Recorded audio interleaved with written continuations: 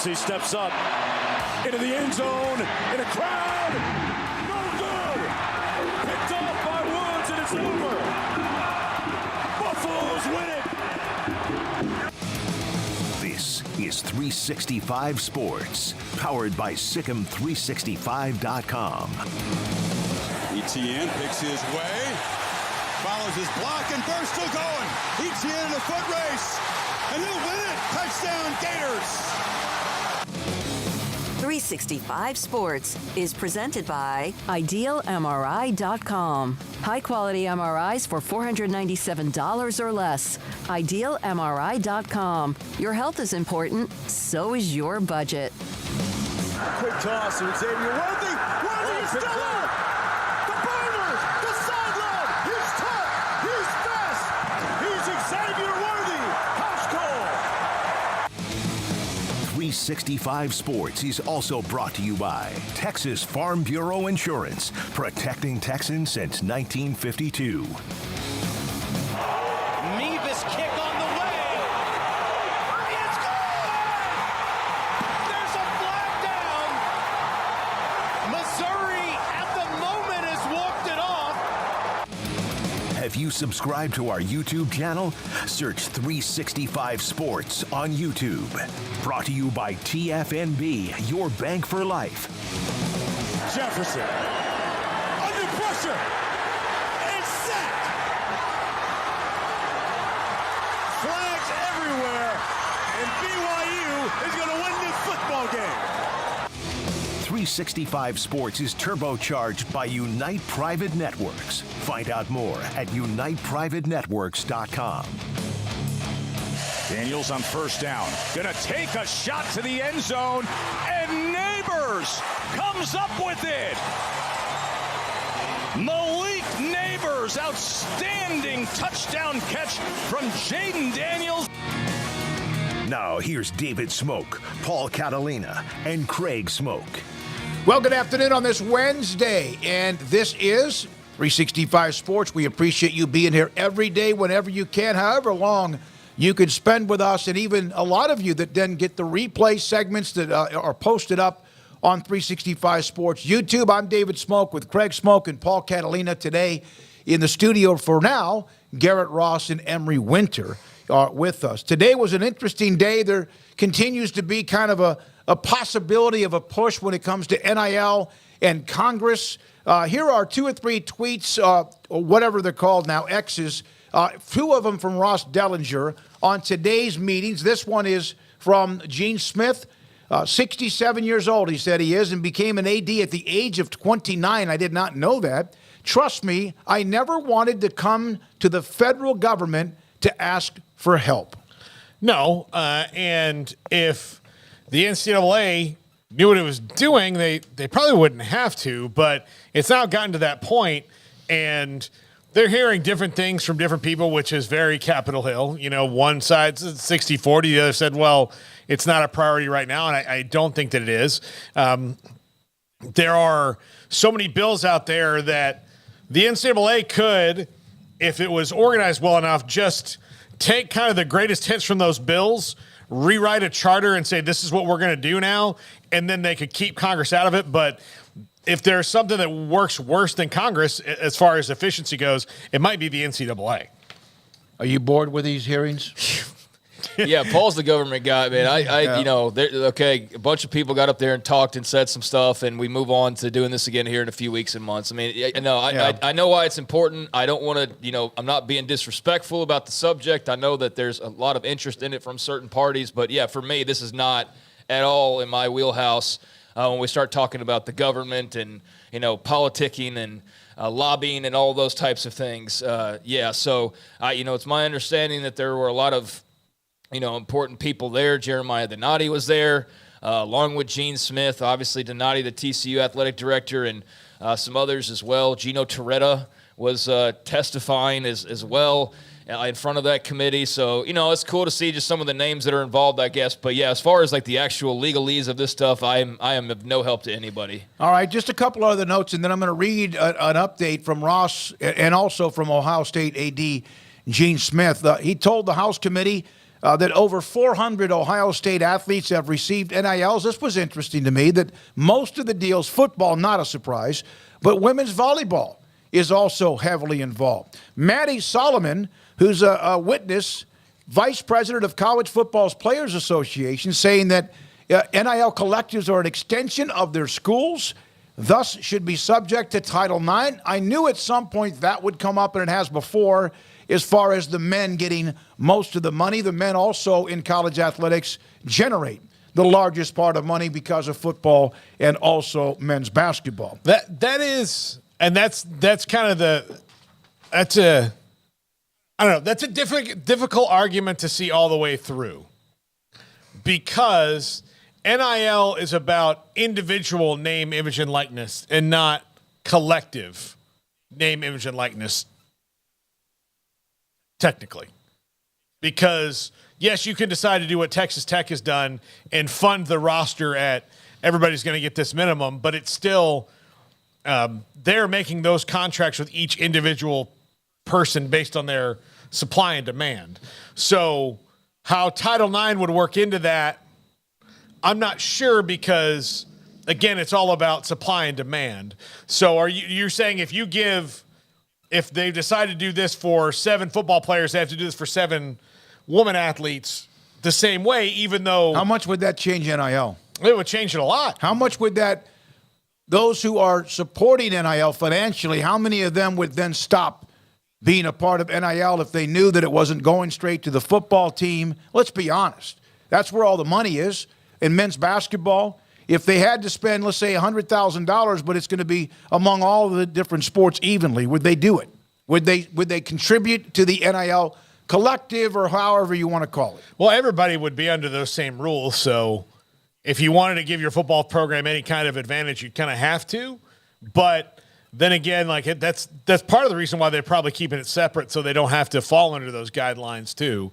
But that's a weird, that's a different kind of line in the sand that, I don't know if that person completely grasps what NIL is. Okay, either. Don't you think, though, that if Title IX was to become, and I want to get to one more quote from Gene Smith, if Title IX got involved, and that's the way the NIL had to go from this point forward, would it be as lucrative, and would it be as effective for schools who are right now taking advantage of it because it's allowed, it's legal, you can do it? Effective, I think, sure, because there's always ways, but I wouldn't be as individually lucrative. There's 5 people in this room. If one of us was getting more NIL than all the rest, and then somebody came in and said, it doesn't matter who you are, you have to spread it equally out, then for especially the one person, it's not as individually. Well, will Title IX be the reason that Congress eventually gets involved if that's what it comes under? No. Okay. I mean, it will be an excuse, not a reason. Ross Dellinger, kind of in the summary today, after an uneventful 9th NIL hearing, Ohio State's Gene Smith revealed his solution, changed scholarship rules to permit schools to pay athletes for the NIL rights. Afterwards, he took a deep breath. Smith said this: some people believe the money to athletes should flow through the institution. I'm not one of them. Unless we settle on a new scholarship model, we give room, board, tuition, cost of attendance, and the Alston NCAA money. What you do is add to the scholarship model an amount of dollars for NIL money. And he's leaving, remember? He's retiring here in about a year. Yeah, I mean, there's a lot of different ways to do it. I think the best quote I heard from the whole thing, I think it was yesterday, was if college athletics wants athletes not to be treated like employees, they need to stop treating them like employees. So they either make them employees and go that way and flow the money through, or come up with a system that everybody's comfortable with. But maybe that's it. Maybe if you're going to flow it through the university, it all flows to the same fund. All right, the chat room is rolling. Text line is 254-339-1122. Here are some football notes. Baylor and their game with Texas, not a surprise, has sold out. The most student, passes, tickets ever allotted to any game since McLean Stadium opened up in 2014. Yeah, that's awesome. I'm curious to see what the crowd ends up looking like. Is this a 70-30 Baylor crowd? Is it a 60-40? Is it a 50-50? You know, how many Longhorn fans got on StubHub or, you know, new Baylor fans and got tickets? So I'm very curious to see what that mix of colors looks like, burnt orange and green and gold and all of that on Saturday night. But bottom line, whatever it turns out to be, it's going to be a packed house. And they haven't had one of those in quite a while. You know, they've had games where they've had pretty good, healthy crowds, like when Rule was here. Right. Aranda. You know, I'm trying to think. Their run was so much like on the road, right, towards the end of the Big 12 title run that it wasn't really a lot of games at home where you were like in it. You know, you're talking about Rule or 21 and Aranda. I'm saying Rule brought some of those crowds, but it wasn't ever like just sold out, like jam packed, like it was with the previous regime pretty regularly there by the end. And then with Aranda, I'm saying is like when they started to get hot, there wasn't really like a lot of home games. There was like the Texas Tech walk-off field goal, but I don't remember that being like jam-packed, you know what I mean? So I don't. Yeah, you can tell when we are watching the game, Craig and Paul, that we have a great look. You can tell pretty quickly, but we don't always see who's above us or whatever. But yeah, we kind of know if it's one of those that's locked in. Right. I'm just saying is like I don't think under Aranda they've really had like the rhythm and the winning at the same time to really hit like the big crowds and really solidify themselves that way. So I think this is going to be one of, if not the biggest crowd that an Aranda team has played in front of at home. And so I think that'll be exciting. And, I am expecting a lot of fireworks on Saturday night. I know as far as like an actual matchup, it's hard to really pump this one up too much just based on what we've seen through 3 weeks because Texas does look to be the superior team. And based on what we've seen from Baylor, it's hard to imagine how are they going to get stops and how are they going to score points. Right. But it's the last time they're playing, maybe ever. It's here in Waco, which makes it a bit more unique because Texas is certainly not going to be coming back here anytime soon, you wouldn't think. I would say it's almost impossible that they'll ever play a game between the two of them unless it's a bowl game or somehow they end up in the playoffs. Yeah, I mean, and it's probably going to be a while. So, yeah, I mean, you could be 21 and you might not get this opportunity to see Texas Baylor play again until you're like 40 or much less in Waco, maybe ever. And so there's a lot of elements in play that make this an exciting game coming up on Saturday night, and I'm looking forward to it. I don't know how it got done, but I'm glad to see the sellout. That's the way that it should be with a big-time number 3 team in the country rolling in. So that's good news. I'm looking forward to it. All right, a couple other college football notes. Utah might be getting pretty good news when it comes to their starting quarterback in Cam Rising. Kyle Whittingham saying that he practiced and did a great job with the team, but they won't know much for the next 48 hours. Probably won't make anything public. You would think that Whittingham's going to kind of keep this tight. He would love to just come out and say, hey, he's going to play. Probably will. Sounds like it most likely will rather than the first 3 games. He looked good today. That's from the Utah head coach and what he brings to Utah. If there's a game they've played so far where they need him, I would say it's against UCLA, who's probably – well, it's the best offensive team they've played. Oh, yeah, they're going to score points. Yeah, so UCLA, like, they're going to have to match. They're not going to be able to maybe rely on what they did against Florida and Baylor – in Weber State, but Florida and Baylor in particular, where all right, we can probably keep these teams under 14 and then hope for the best. And keep that game.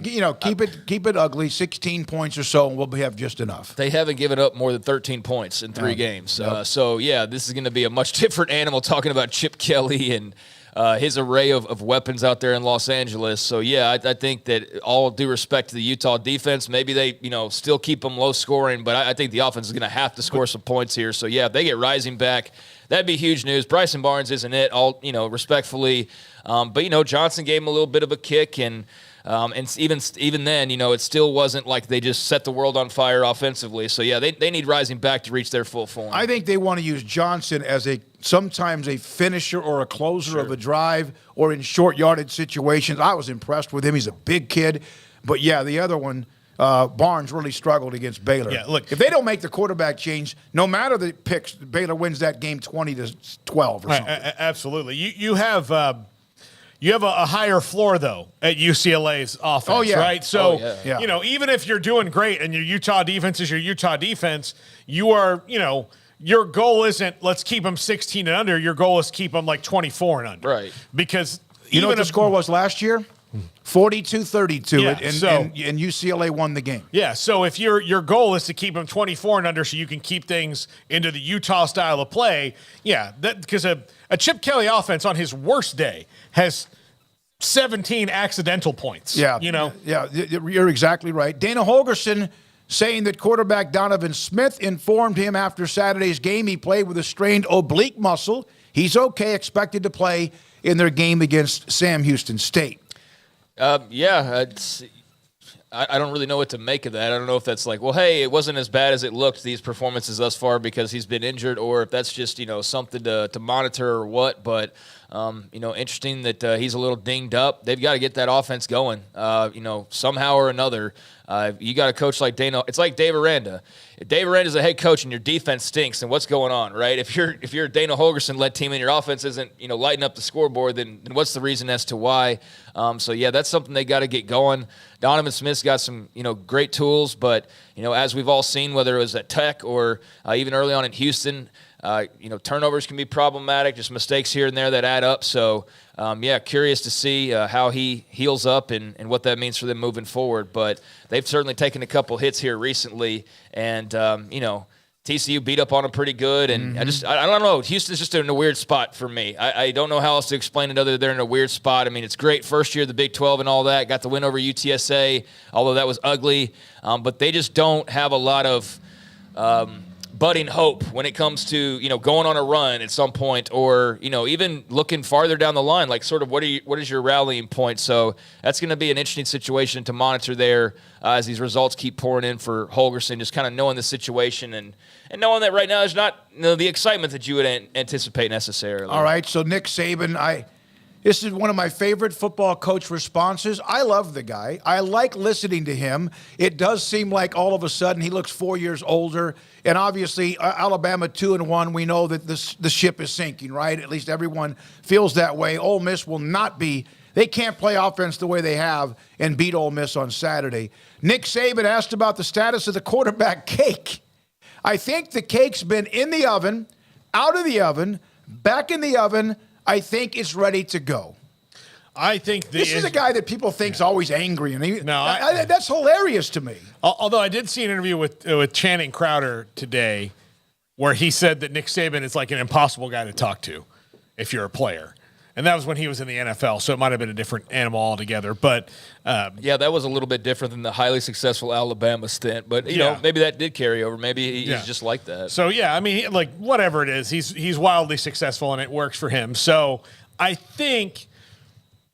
This is not and this shouldn't be breaking news or some kind of scientific theory that I've stumbled upon, but it is now more incumbent on Tommy Rees and that offensive staff to figure out play calling that will highlight what they can do. And look, Jalen Milroe might be better, but if the rest of the Alabama team around him does not raise their level of play, it may not matter, because when Nick Saban won with quarterbacks who were not going to be the first overall pick, he won because everybody around him was playing better and they were too deep at every position. That does not appear to be the case with this particular Bama team. Now, look, their ones are probably still better than your ones at most positions, maybe except for quarterback and running back right now, although I think the running backs are fine. The offensive linemen aren't as good as they've been in the last few years. I think you just said it, too. The running backs are fine. Yeah, they're fine. Like the bevy of NFL stars they've had. They don't have that banger. Jalen Milroe's more of a physical guy than they don't have. Of course, how many people have Derrick Henry or whoever? I mean, like quarterback, running back, wide receiver, and offensive line, they've had just this rotating door of guys. And because of the transfer portal, it's been reduced a little bit to where if a guy gets banged up, it's not a 5-star coming in for a 5-star. It might be a 3-star coming in for a 4-star. Oh my God. Yeah. They're experiencing how the other half lives, but Tommy Rees has to find a way to accentuate what Jalen Milroe can do today before you worry about coaching him how to do the other things. Did he do that at Notre Dame? Did Tommy Rees, did he develop people at Notre Dame? Was that it? I think he was kind of asked to leave, right? Nobody stood in the doorway and waved a new contract in his face. I don't think he was asked to leave, but when he got the opportunity to leave and he did, I don't think anybody was like, oh, no. Yeah, no. So. All right. Now, here is, this is interesting. Lincoln Riley seems to me, and this is from just my perspective, we're not out there, we're not on the ground, but this was from John Canzano, and this came from that Lincoln Riley and USC's media relations department banned a media member and I think even a group of media outlet for a couple of weeks because of what they thought were breaking policies. And there were a lot of comments about USC professors aren't teaching student journalists to close their eyes and ears when the football coach wants them to say. This seems to me, go ahead, Garrett, that's good.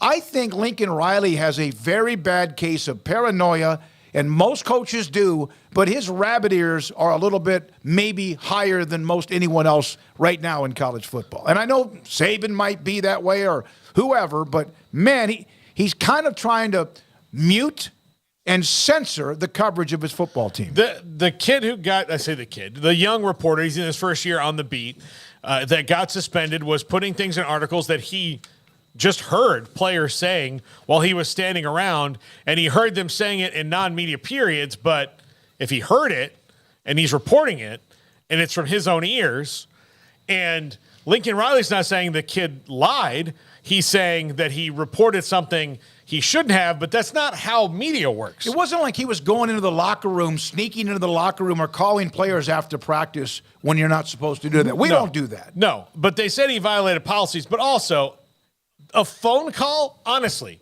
Lincoln Riley calling this person on the phone and saying, look, I'm going to, I don't like that you did this. I'm not a fan of this. I would like you to walk me through your practices here, is a whole lot better than suspending the organization and the reporter really quickly because you don't like it, because it makes you look weak. All right, here's what he said. Nothing, I'll tell you this, nothing that this kid is going to write is going to derail USC season. Nothing. We felt it was far enough that we needed to act on it when he talked about some of the policies being broken by a beat reporter. It's not to the my first job is not to the media. It's not to the fans. It's not to anybody else. It's to protecting our players. I just felt like this was overkill. Craig? I think it's overkill both directions, honestly. Yeah, I mean, I think the media rightfully is standing up for one of their guys and one of the young guys that's, not fully aware of every possible situation and maybe doesn't know what they were doing was all that wrong or violating, the terms with USC or whatever. Just a young person trying to get a scoop, right? Trying to make a story, trying to, report, and not the traditional way. Granted, just sitting there and I don't know if I'd call it. Is it eavesdropping? Like I don't know if you refer to it as that, but I guess it sort of is. And I know that, I just know from my point of view, if I was sitting around the lobby and waiting for media interviews and, one of the Baylor linebackers sitting there talking, and if I heard them say something, I'm probably not passing that along. I mean, I guess if it was coaches getting fired, then I would. But if it's, hey, our meeting's such and such, and we talked about this, I don't know. I would probably just be like, you know what, that's a confidential thing that behind these walls, this is not media, this is not something I'm going to report on. Maybe you'd post something on the message board behind a paywall just to pass it along if it was something of interest. But, I think it kind of goes without saying that that's not media. That's just those guys talking, and you don't report that as media. And I think that's where, to say oh my God, what an overreaction. I think that they kind of have a point in that way. Okay. But at the same time, yeah, they went way too far with it. You could teach a lesson without blowing it up to be as big of a deal as it is. I don't know about suspending him for 2 games, but they also said, just to hear both sides, they said this multiple times. So we don't know every single little incident that added up to this, but yeah, I don't like, knocking young reporters who are just trying to do their jobs and trying to be as good as they can be with providing information. I think there's lessons to be learned there. You have to, if you get information that perhaps is not during protocol or whatever it is, you then go to the media relations person. This young reporter should learn this as well. And then you go, hey, listen. Hey, I've done this. I've texted media relations people. I've never held back a big story. We could always go back to your Jordan Niver and the transverse frac, whatever it was when he hurt his back, and you then lost your ability to do the PA inside the stadium. But if it's a story and you're not so sure, you could probably also help yourself by going to who you trust in the media relations department and letting them know and see how USC or the school will react to it. There are other stories other than that during Baylor's tough times I would get from a source and be like, hey, look, I know that this guy's been arrested. He had a DUI. This other player was in the car and got a ticket. I'm going to report this right now, but I will hold for your comment before I do. But just know that I've got about 15 minutes before you can do it. And then they say, okay, because they know that I'm not lying about it. I think Lincoln Riley missed an opportunity to create a relationship and do things here, and having rabbit ears. It's only going to get worse for you, USC, as you get better and better and more attention on you. So worrying about this kid to that level, to me, is an overreaction. Yeah, some people need to learn things, but I'll tell you this. My first year on the radio hosting a show, we had Coach Taff on every week, and he was gracious enough to call on our show every week. And we had a caller that called up afterwards that kind of unleashed on Coach Taff, because Coach Taff was against the college football playoff, and he was against a lot of these things because he's an old school guy.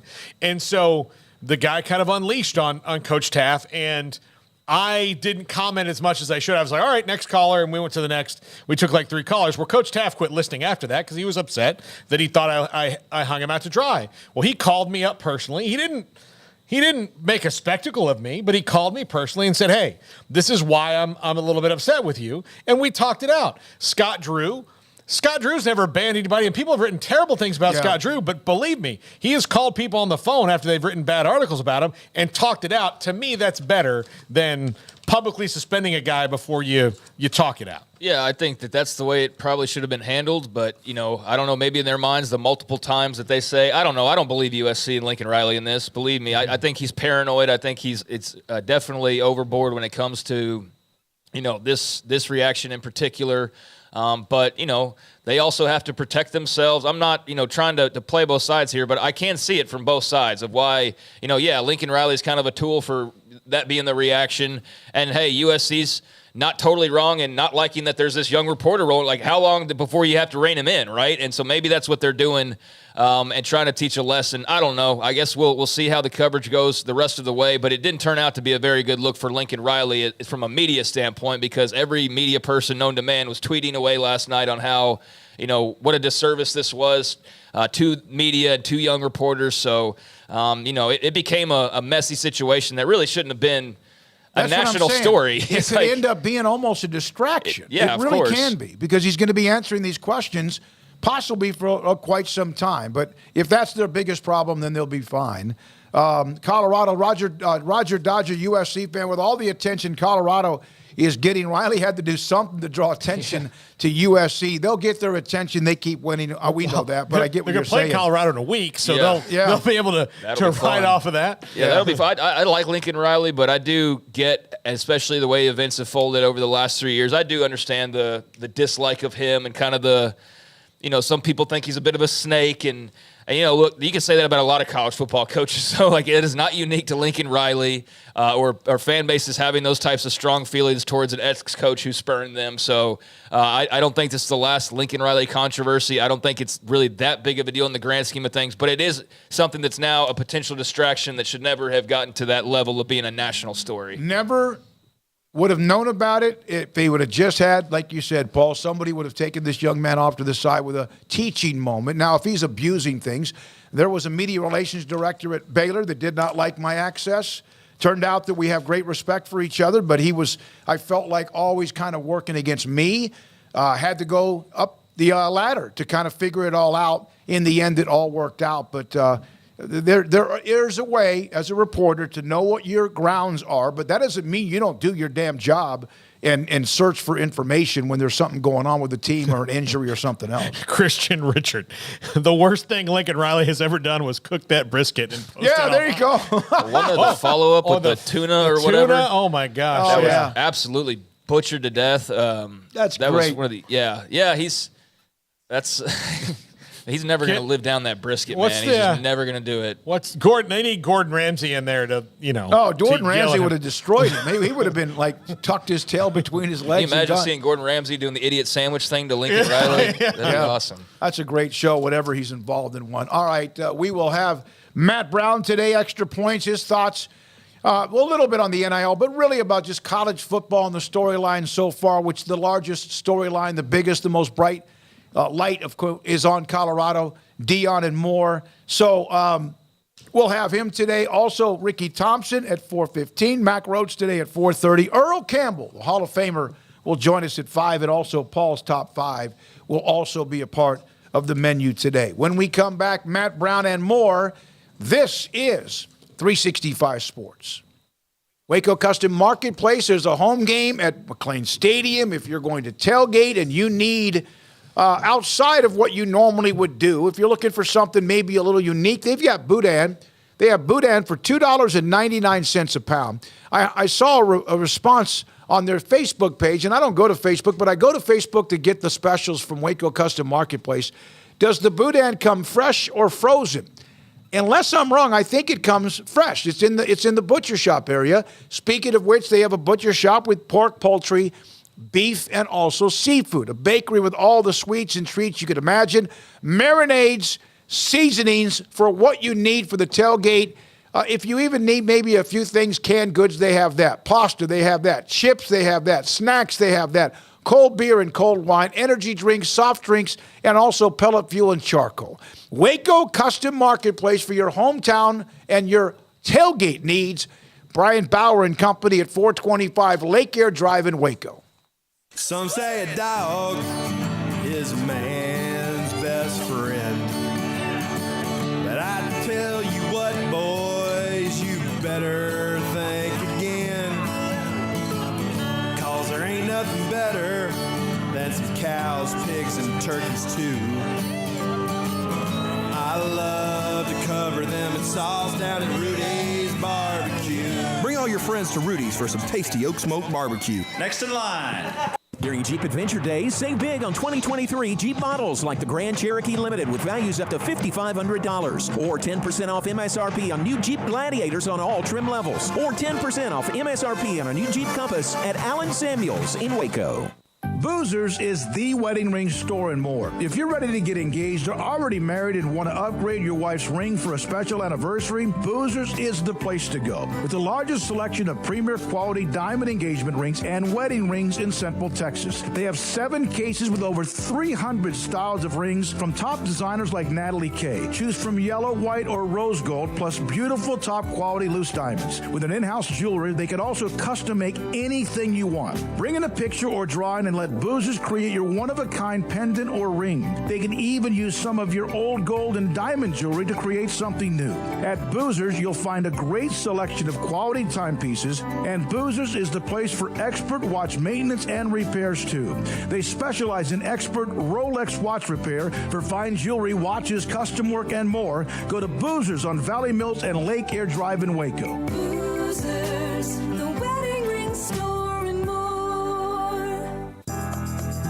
Riverbend Liquor and Wine now has 2 locations to serve you. The original on Lakeshore Drive at North 19th Street and the brand new spot in downtown Waco at 600 Franklin Avenue. If you're looking for the best in craft beers or local Texas bourbons, then the original is the place to be. And for the latest trends and online phenomenons, head downtown to the Franklin location. Either way, you're going to get the same great variety, customer service, and speedy experience. Check out both locations on their Facebook and Instagram pages. Riverbend Liquor and Wine, Lakeshore Drive at North 19th Street, and now downtown on Franklin Avenue. Stepping into a new pair of boots is great, but stepping into the boots of a U.S. Army officer can also add confidence and leadership skills to your son or daughter's career path. There are more than 150 occupational specialties to help them find the best fit for their future. See all the things your son or daughter can achieve in our boots at GoArmy.com. U.S. Army Waco Recruiting Company, 254-598-8131 or 254-776-1543. Let Camille Johnson Realtors guide you seamlessly through the process of buying your dream home or selling your current one. Commercial, farm and ranch, or residential, Camille Johnson Realtors can smoothly and successfully lead you through any transaction. With a team of 28 experienced agents who are excited about serving you, Camille Johnson Realtors services the entire greater Waco area. If you're in the market to buy or sell, contact Camille Johnson Realtors, 104 Midway Center in Woodway, or find them online at www.camillejohnson.com. Camille Johnson Realtors, elegant, charming, warm. Welcome home.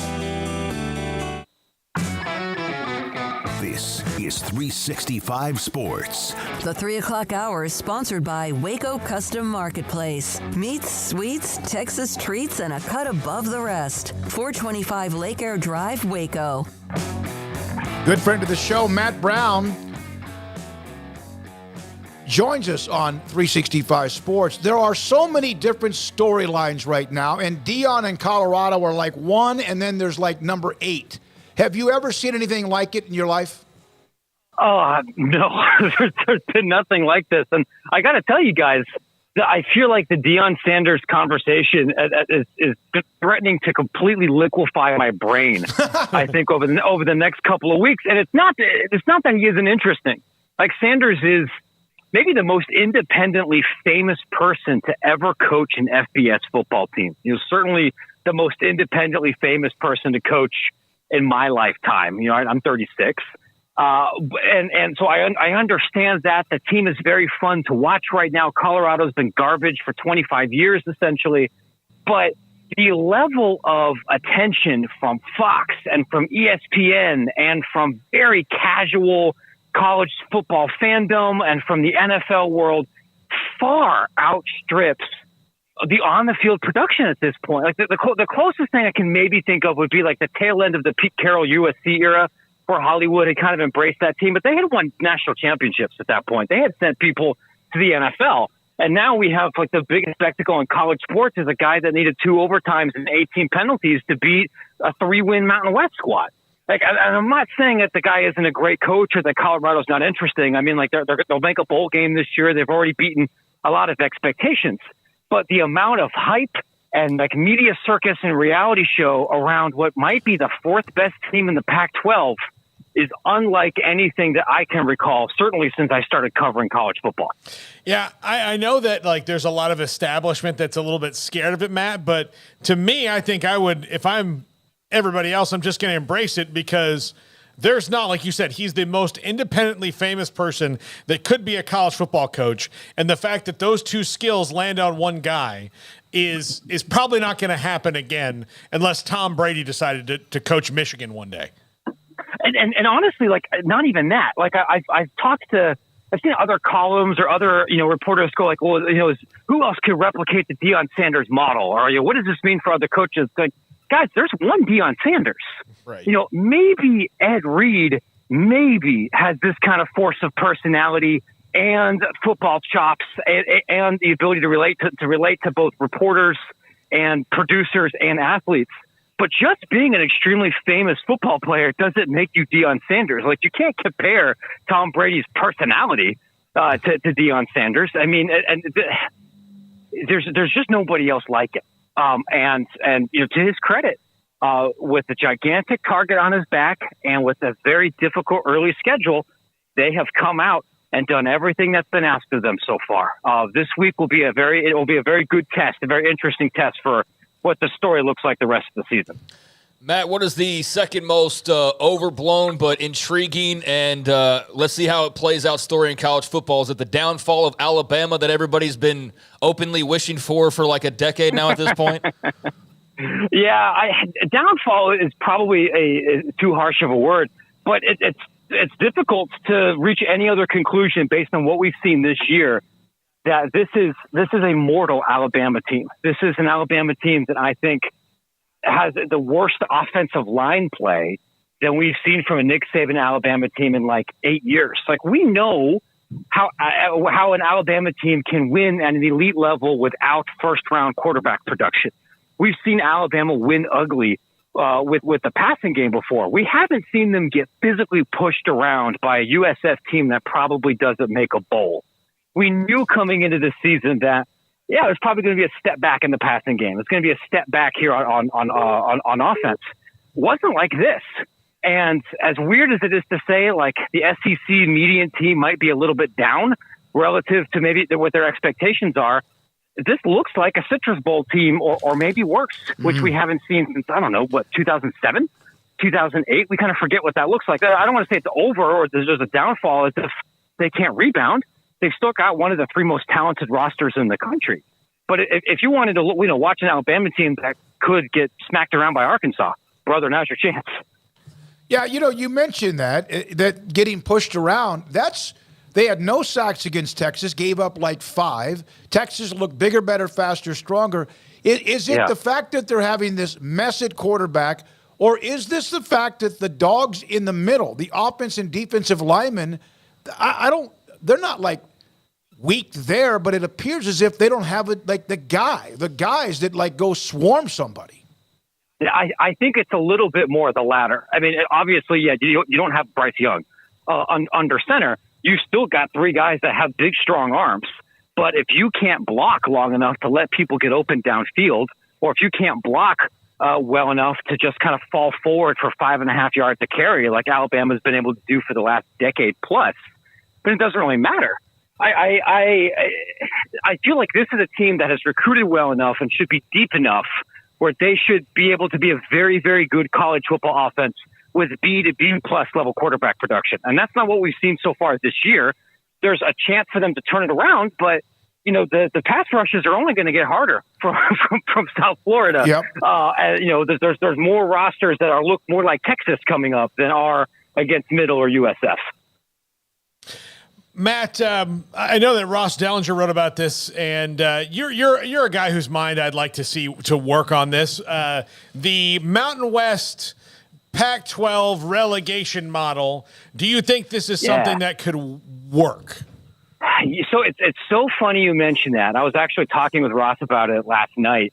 I was actually working on this same story because I know where this idea came from. It actually came from the WCC, from having some conversations with the Big West and also with the Mountain West about this exact proposal for non-football sports. And I'll have a story actually coming out about this next week. Where it was originally looked at for baseball and for softball and for basketball and some other things. And if you look at it from just the NCAA bylaw perspective, it does work.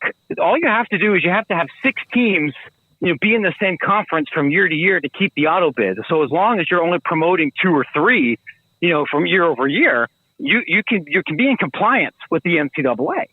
I think it gets much harder to do with football, because nobody wants to risk being relegated and losing out on millions and millions of dollars in television revenue. So it would be difficult to kind of set up the TV rights so someone getting relegated isn't ruined. But if you look at this from a mid-major level, where the difference in softball money is negligible between League One and League Two, but you might be able to game the RPI a little bit better. You might be able to figure out travel a little bit better, sell a few more tickets. I think it can work. It's a hard sell because it requires administrators who've been doing things the same way for 70 years to think outside the box. But I think if you look at some of these Western leagues that are already facing a lot of trouble getting good games in multiple sports and having to fly to almost all their games anyway, and who are facing some real realignment challenges. It wasn't just the Pac-12 that really has kind of under the gun right now. If it's ever going to happen, now is the time for it to happen, and the West is the place for it to happen. So in this relegation, and I know that European soccer, the Premier League, whatever, this was brought up before. I forgot by who, but so within their own conference, they would have relegation within the combination of whatever it is, a merger, a morphing, or whatever they call it between the Mountain West and Pac-12. How would that? So tell me how that works. Yeah. So as I understand it, from the kind of high level conversations, is you have the Mountain with the Pac-12 and the Mountain West to essentially create two leagues, right? Your Premier League and your Champions League, like League A, League B, and you can brand them however you want. And at the end of the year, the top 2 or the top 3 teams in the bottom league get to play in the top league the next year, and the worst teams move down to the bottom.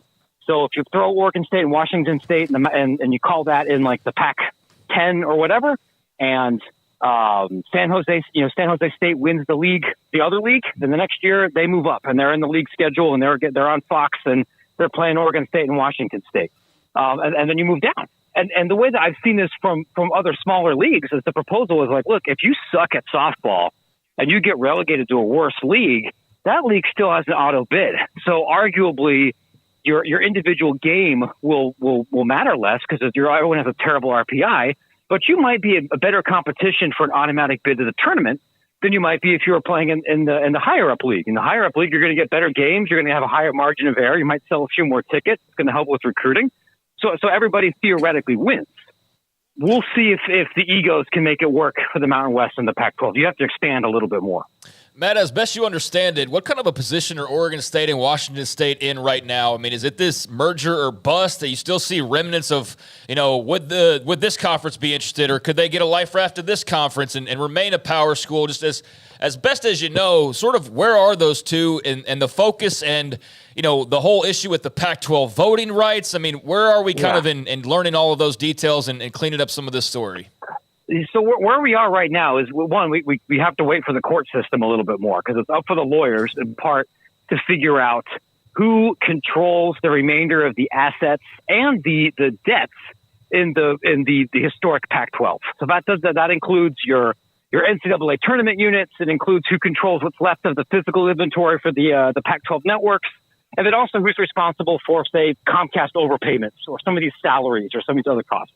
And I could not be, I'm not a lawyer. I haven't done any CLEs. I couldn't begin to tell you exactly how that's going to go, just that a bunch of rich people are going to argue about it, and there's going to be a negotiated settlement in some way. As far as conference affiliation, I don't think it matters that much what the league is called or what banner it's under. I can tell you that from what I've heard, when the dust settles, there's a very good chance Oregon State and Washington State are playing in a conference where Gloria Navarez is the commissioner, and the majority of their games are going to be against teams like Boise State and Colorado State and San Diego State and the top end of the Mountain West. Whether that league includes everybody in the Mountain West, whether it includes most of the Mountain West, whether it's called the Mountain West or it's called the Greater Cascadia, screw you LA conference. I don't know. and that's something for the suits to figure out right now. But the idea of either of those schools somehow backing into the Big 12 or in the American or some other league, that's off the table right now. It's just really what goes on the business cards for our schedule against mostly Mountain West kind of teams. Matt, so how successful would this have to be for the others to even consider it? Yeah, it's a good question. And it kind of, the crappy sports radio answer is it depends a little bit about others. Like could I see a world where the MAC and the Horizon have these kind of conversations about non-basketball sports, particularly for things like soccer or for baseball? Yeah, like that could happen. You would need it to be places where you have two leagues that have high geographic overlap, because nobody who is a low major wants to sign up for being relegated and then suddenly having to bust to North Dakota when the school's in Tennessee. So there's a couple of leagues where that could happen. For the really big ones, even though it's great for fans, I think it might be even be good for athletes, it's very hard to see how it's possible because of the TV money involved. If you're in the Big Ten, if you're a crappy Big Ten team right now, if you're Indiana or Northwestern, why on earth would you ever agree to anything where you had a chance of not being able to be in that league anymore because you were bad at football? Because, brother, you are bad at football, and if we have this kind of system, at some point in the next decade, you're playing in the MAC, and nobody wants to risk a system where they are losing $45 million a year, especially because college sports have to budget multiple years in advance. That's a big reason why realignment hasn't caught on in the United States for any of our pro leagues either. Our owners demand cost certainty, which you lose here. But when the financial difference is $750,000, $1 million between League A and League B, it becomes a different conversation. How ironic is it the Pac-12 might be the best, and probably is right now the best conference in America? It's very college football, isn't it? Like for my money, I think it is. I think top to bottom, there might only be one kind of bad team. Stanford's pretty bad. And we'll kind of see what Arizona State looks like after 3 or 4 weeks. But everybody else is bowl caliber or better. And I think the biggest reason is the sheer depth of really good college quarterbacks in this league. It stinks. So this is the last time it happens. And a lot of those games are going to be when America's gone to bed. But just look at the guys who are playing quarterback in that league and think, like, how many of them would be starting for an above average SEC or Big Ten team right now? DJ Uiagalelei could play at a ton of programs right now. The kids at Arizona, the kids at Cal would start for a lot of higher level brand teams. And that's what you need. It's if you're going to go out and be removed from the pages of college football history, you might as well go out on top. And it looks like that's what the league's doing this year. Yeah, but Matt, isn't it the case though? The albums are always better right before the band breaks up. That usually is the case, isn't it? I mean, like, I hope this isn't, I hope that, the reasons for that are a little bit different than they are here, but that is a good point. This is the last waltz for the Pac-12. I hope we enjoy it. I hope there's a little bit less cocaine than there was in the movie.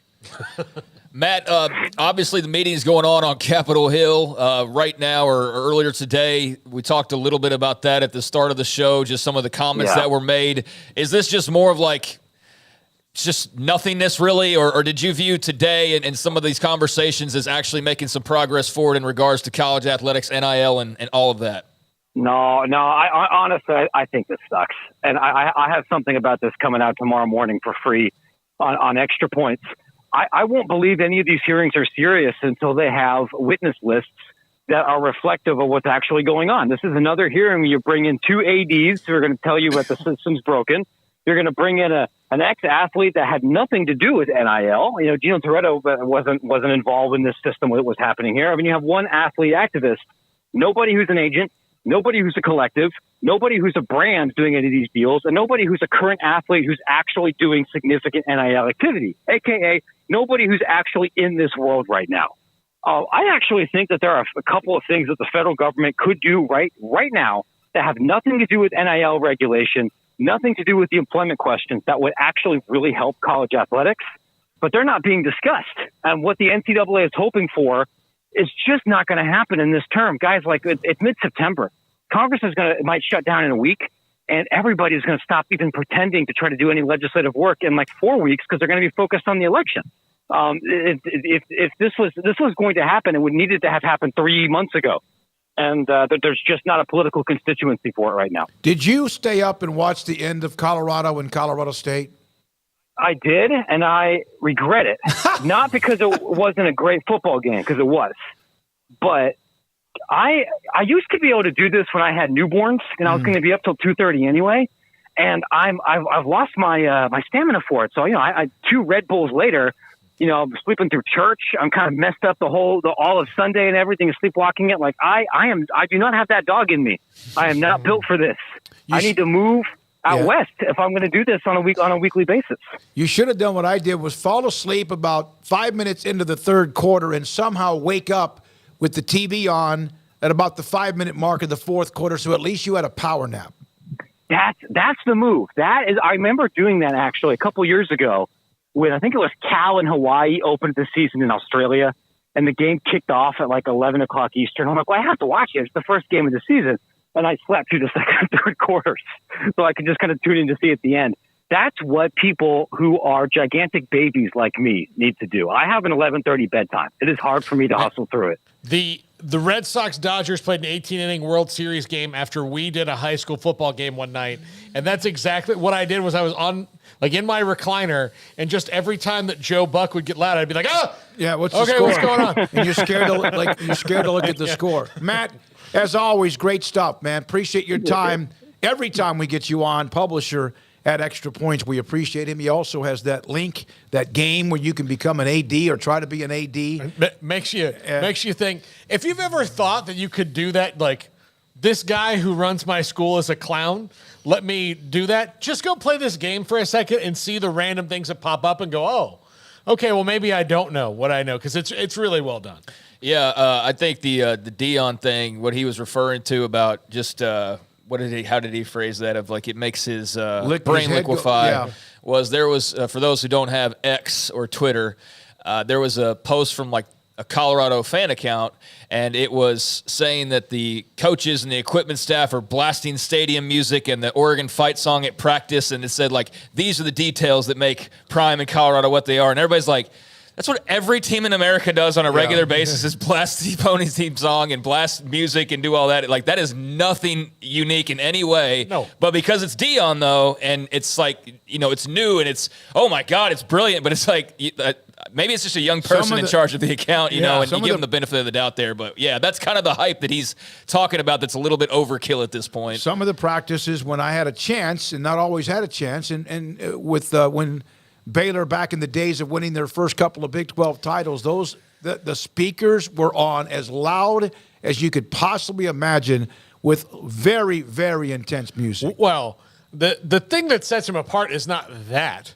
The thing that sets him apart is that he can call offset and go, hey, you want to come here? And there are college coaches. I don't know if Nick Saban could do that if he wanted to. I'm pretty sure offset's probably somebody. But there are college coaches that are much more established that would have to go through a level of people to make sure you get the guy you want, which you could. You've got the money, they can do it. But Deion has to make one phone call directly to the guy. And not only is that because it's mutually beneficial, it's not just, like Mark Wahlberg showed up at Clemson last week. I don't know, other than that, whatever that was, but it's now mutually beneficial to these people to show up because there is hype around it. Yeah, I mean, he's got celebrity, but I think that's not really why he's a draw either. I mean, he's partly a draw because he's a celebrity, not who he can bring on. I think he's a draw mostly, though, is because he has the celebrity from his own career and, just he's so well known. But I think, this the belief that he has, instilled in these guys, of the fact of how hard they want to play and literally die out there for each other. I know other teams are like that as well, but that's just the sense that I get from watching Colorado, is just how tight they are and how much they are playing off of each other and feeding off of each other. And that's something that he's done exceptionally well that's benefited them. But, Matt's right. There's a long way to go. We could be talking about them losing the next couple of games, you know, and then what's the conversation? But, there's no doubt that there's a way more of a magnifying glass on college football right now because of them than there would be otherwise. It's not even a question. The numbers are crazy. Dennis Haiti, the reason it has not been adopted in the United States, I think, Dennis, you're relating – you're suggesting or talking about relegation is because professional sports leagues in this country were granted an antitrust exemption. That's not the case in Europe. Yeah. Here you go. Yeah. Good stuff. All right, when we come back, a couple of notes to get to in college football, a couple of nuggets. We'll have Ricky Thompson at 4:15, Mac Rhodes at 4:30, and then also the great Earl Campbell at just after 5 o'clock. And this is 365 Sports. Riverbend Liquor and Wine, Lakeshore Drive at North 19th Street, and now in downtown Waco on Franklin Avenue. Look, they're the same ownership group. They're the same customer service, excellent and second to none, but they have different vibes. The new one is more about what is happening on social media. What are the trends in the cocktail world? That's what they do. What's hip and down, what's going on in the bars. The original location's about craft beer, and they have the great selection of craft beer. Look, it's the autumn brews that are coming out right now, so you want to get down there and get some of those, not just pumpkin, but the autumn type brews that they have there for the craft beers, plus the local craft bourbons, the ones that are from the state of Texas that are so good. They have pretty much everything you could imagine there. If they don't have it, they're probably getting it. And the selection that they have at Riverbend Liquor and Wine, again, like I used this phrase before, but it is second to none. Riverbend Liquor and Wine, Lakeshore Drive at North 19th Street, and now in downtown Waco. The right call can make all the difference on and off the field. I'm Mark Stewart with Bird Colgin Ford. When it's time for a new car, truck, or SUV, Bird Colgin Ford is the right call. Come check out our award-winning lineup of best-selling models in their class, like the Mustang, Explorer, Expedition, F-150, and Super Duty. Make the right call for your next vehicle at Bird Colgin Ford. Bird Colgin Ford proudly supports Baylor Athletics. Sic 'em Bears. At Ideal MRI, we feel blessed to be part of the Waco community. We're a small family business here in Central Texas. At times like this, the cost of healthcare has never been more important. And unfortunately, significant illnesses and injuries still occur. And that's why Ideal MRI is open and here to serve you through this difficult time. So if you need an MRI, ask your doctor about Ideal MRI. You can schedule online in minutes at idealmri.com or call 833-IDEAL-MRI.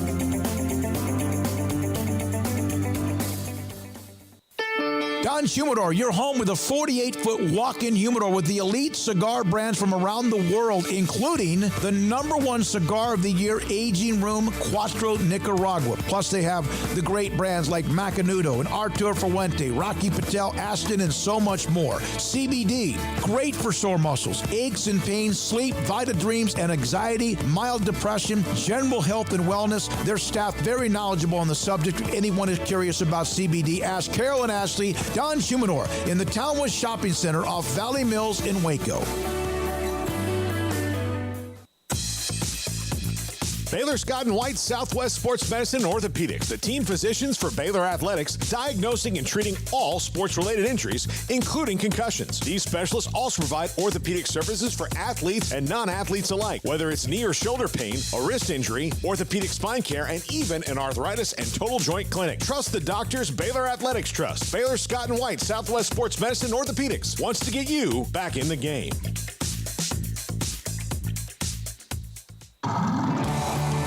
Waco Custom Marketplace is your hometown grocery store with a full-service butcher shop and bakery. Hi, this is David Smoak.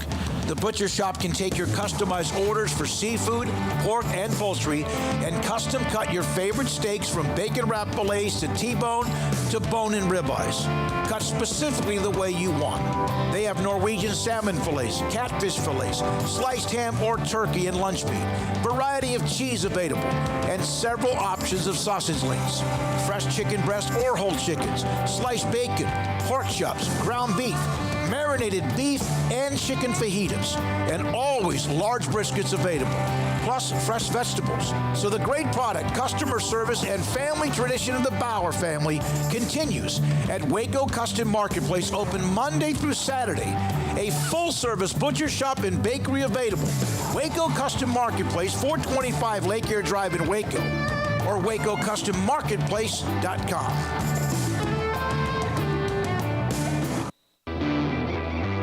This is 365 Sports, powered by Sikkim365.com. Enjoying the show? Hit the like button and subscribe. All right, Big 12, of course, with the opener last week, TCU winning down in Houston, and now there's a non-conference game with SMU and TCU, but the Iron Skillet, there's a rivalry there, Sam Houston State and Houston. We're going to, before we get to this, there's one update on a former Big 12 player, but we're going to go over the games and rank them according to which ones are the best games this week. First of all, Kendry Miller had a great year last year from Mount Enterprise, Texas. Looks like he's about to play.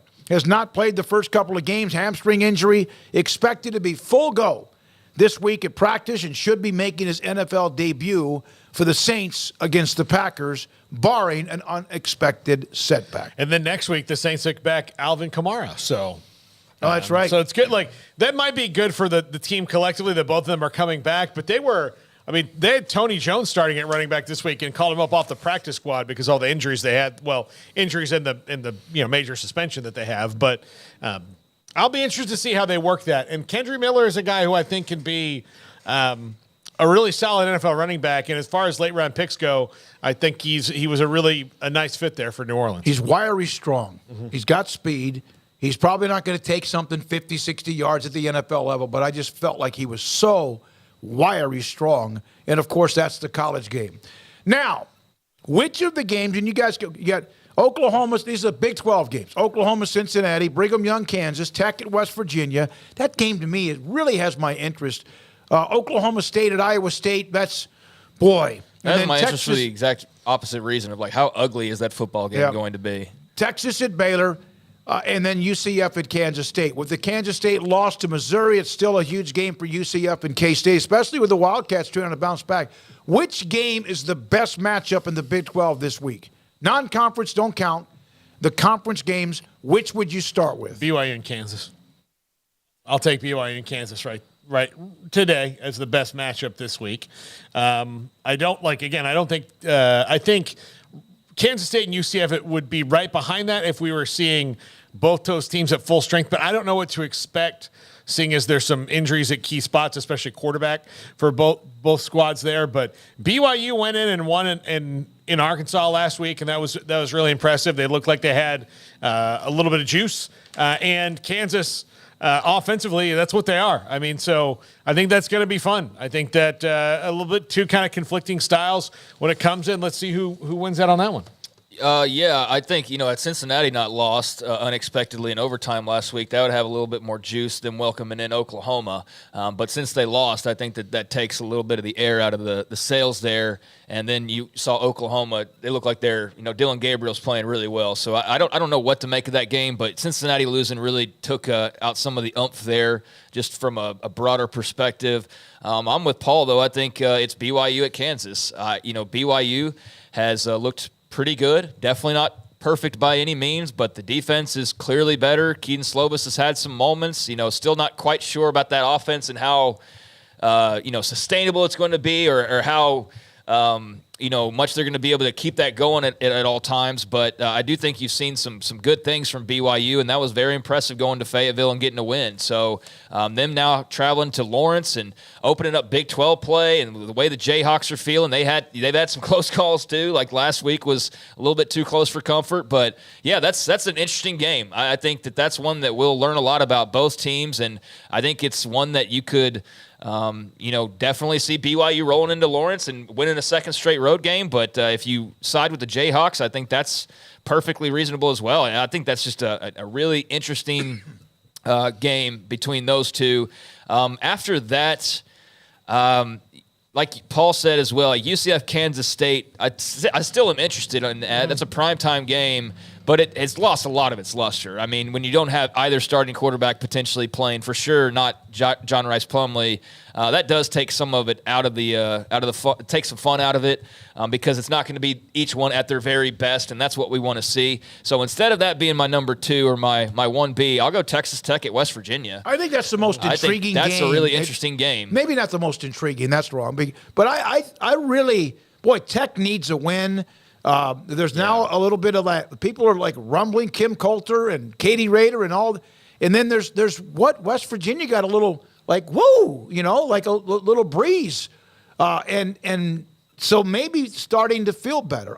And the game's in Morgantown, which we know is almost like being in Lubbock. The atmosphere is nuts. Yeah, and not to overreact too much to beating Pitt, because Pitt's not great, but that was a huge rivalry win for West Virginia, and that's a couple in a row now for them. And you love what you see from C.J. Donaldson. You don't know quite what you're going to get yet out of Nico Marchiol or how healthy Garrett Green is, but the defense appears to be pretty solid. And so, run game and solid defense, that'll win you some football games in the Big 12. What can you get out of the rest of it is the question. But I think that's something we'll learn a lot more about, because, Texas Tech's going to be attacking on offense, and they've got their own issues on defense and their own issues on offense as well. So neither one is, a team that you're like, they're going to win the Big 12, but one of them is going to get a nice leg up with this first win, and one of them is going to get a really just good victory in general. And, if West Virginia is suddenly 3-1, then, wow, considering the offseason and kind of the expectations coming in, that'd be an amazing start for them, given how difficult the start of the season schedule was. And if Texas Tech drops to 1-3, that's super interesting. That would be the most interesting outcome just from a collateral damage standpoint. But, if Tech wins, then all of a sudden they're feeling like they're kind of back in the mix, and they've got a big road win. And what has been hard for Joey McGuire to do? Go out and win games on the road. So that would be a huge victory for Texas Tech. And so, that one to me is really interesting. Phil Venzer, Iowa State 3, Oklahoma State 2. Watch that, and then Sir blah, blah, blah. Watch it end up being a great game, like 35-31. I was thinking the same thing last night. We're all poo-pooing all over it, but it might end up being just so weird that it turns into entertaining and in a unique college football kind of way. And, I do not know what to expect from that game whatsoever. It would only make sense to have the offenses just explode for, a bunch of points, but it's hard to see. I guess it's hard to see either offense against either one of those defenses having, monster games, but, we'll see. That's going to be a rock fight, I think is how we referenced it yesterday. That's very much what I'm expecting on Saturday, but unique in a weird and how ugly could this get type of a way. UT Parking asked me this question about what's the feeling. It's Baylor and Texas have played every year since 1945, like 100 and some times. Right now, it's any time, and it's true. No matter if Texas is going through a tough time, we're like ranked as high as 3 right now. Right now, Baylor fans are mad at the world. They're upset. The disappointing loss to Texas State. They're mad about the color scheme, the parking, the tailgating, the hype music. Yeah. They're mad at the world. And I'm being honest with you about that. So maybe all of that will converge with what they get, the kind of atmosphere on Saturday night. Put it this way, we would love to be talking about some massively hyped matchup. It's a primetime game on ABC, for God's sakes. Like, do we all realize that? This is going to be in front of the entire country. And it's the last time playing Texas, and it's the last game in Waco maybe ever, and it's a number 3 ranked team, and it's you can play spoiler, and you can totally reverse the entire conversation surrounding your football program with a win, because what's hot seat guy going to say if Dave Aranda goes and beats Texas, and then all of a sudden they're 2-2.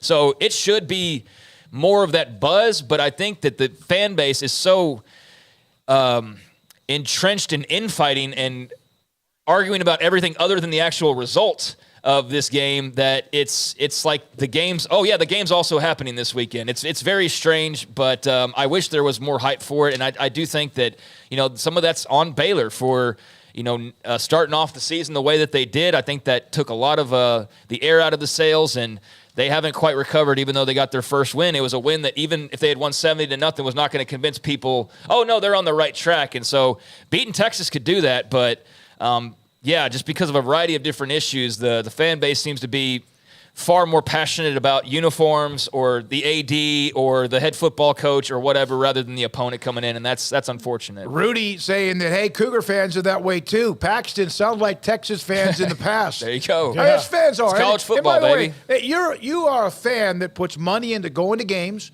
Well, whatever you do to watch the games, and you're an alum or a donor, no matter who you are, you have the right to be emotional. I think at times it's just, we cover the area, and at times it just seemed like even when they were winning, there were complaints about what color scheme they were wearing. But as they point today's out, about wins and losses. Yeah, I mean, it's that, but as they point out, that's also college football fandom. That's, talking about uniforms and all that other stuff, game day atmospheres, that's part of the deal. It just seems like it's a little bit overkill, and everybody kind of needs to focus on what's in front, and that's a huge, monstrous game against Texas on Saturday night. And I think by the time we get there, then it'll feel like that, but it doesn't feel like that right now. When we come back, Ricky Thompson, Baylor sideline reporter, and maybe even get his feeling about what can he tell if it's a crowd that's jacked up or not, no matter where they're playing. And then Mack Rhoades. There has been a lot of discussion about 10-year anniversary of the 2013 Big 12 champions. Are they going to be honored? I do know this, the tailgating, Sikkim 365 tailgating right across on the Brazos parking area will have a huge presence with Baylor, former players, but also fans there to just watch the game. This is 365 Sports. Ideal MRI. Dr. Rob Maxey and his partners had a great idea a few years ago. I remember when they first opened up their business in the Central Texas marketplace, just off of 35 in the southern part of Waco. They came up with this idea. People need MRIs. It's like you need gasoline. People are going to have injuries. You have to have something to go to and maybe be able to get what you need, what your doctor is demanding, well, maybe not demanding or requesting, why something in your body is hurting the way it does and has been for maybe too long. You want to find out what it is. Is something torn? Is something like cut? Is something shredded? Is something just bad? And then maybe they will get the MRI and it's not. And that means it might be something else, and they can go about trying to help you feel better in a different way. Ideal MRI, $497 or less every single time. That's an average of about $1,100 or so around the country. So you're going to get more than 50% off of what the average is and maybe less. They'll file the insurance for you. And the other thing is it's a beautiful, beautiful, beautiful office. The machine is incredible. I've been in it probably more times than I want, but I have been and I trust them. And they will find out what is the deal. Put it up in the portal, and then your doctor can find out what it is. They will also even let you know what they see too. I've even had Dr. Maxey call me when it comes to my lower back or even something else. Dr. Rob Maxey and Ideal MRI in the Central Texas marketplace in the southern part of I-35 in Waco. In our logo and advertising, we say we are people that you can count on. What does that mean? It starts with providing a quality vehicle and quality service at a fair price. but it also means we do what we say we will do, and we treat people fairly with respect. It starts by hiring great people, good local folks who work hard with a caring attitude. Our employees are the real reason we are people that you can count on. Put us to the test and see for yourself that at Richard Carr Motors, we are people you can count on. Shorty's Pizza Shack at 12th and Bagby is a homegrown, locally owned pizza place that's out of this world. Everything from the dough, the sauce, the sausage topping is made fresh in-house. Not to mention the amazing pizza pillows, the chicken wings are to die for. Try the Sikkim sauce, chili cheese fries or tots, plus great specials on food and drink every single day. Shorty's is also the perfect spot to watch the game with your friends. Shorty's Pizza Shack at 12th and Bagby. Tell them Paul sent you by.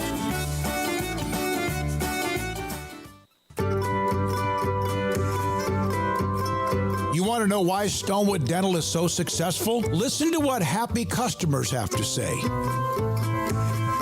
It's pleasant. It's different than any other dentist office. I really feel like they care.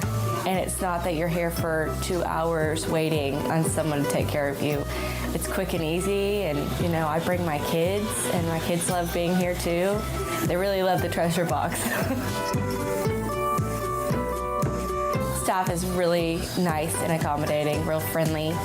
You feel more like home. It's not sterile looking. Everybody has their own personalized rooms with decorations and decor, and they'll even have a blanket for you when it's cold. I've recommended people to actually come here, and they are patients now. I really love it here. It feels like family. Learn more, stonewood-dental.com.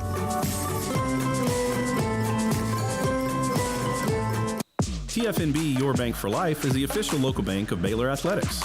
Find out why more Central Texas are making TFNB their bank for life. Sign up for our Edge checking and savings accounts to earn interest or cash back. With 5 convenient locations and an award-winning mobile app, banking has never been easier. TFNB, your bank for life. Member FDIC. Three Nations Brewing Company has 16 different beers on draft with a new beer every Friday. It also offers 2 air-conditioned tap rooms, a large indoor beer hall, a second-floor mezzanine offering a great overview of the brewing company and equipment and patio where you can relax under the shade. Plus, you can now experience the new Three Nations Beer Garden Grill on our shaded patio. Grab a cold beer and enjoy a bite from our freshly prepared and delicious menu. Street tacos, quesadillas, freshly cooked burgers and dogs, and veggie burgers too. Nachos and so much more, all prepared and cooked on site. So come visit the award-winning Three Nations Brewing Company on East Vandergrift off I-35 in Carrollton.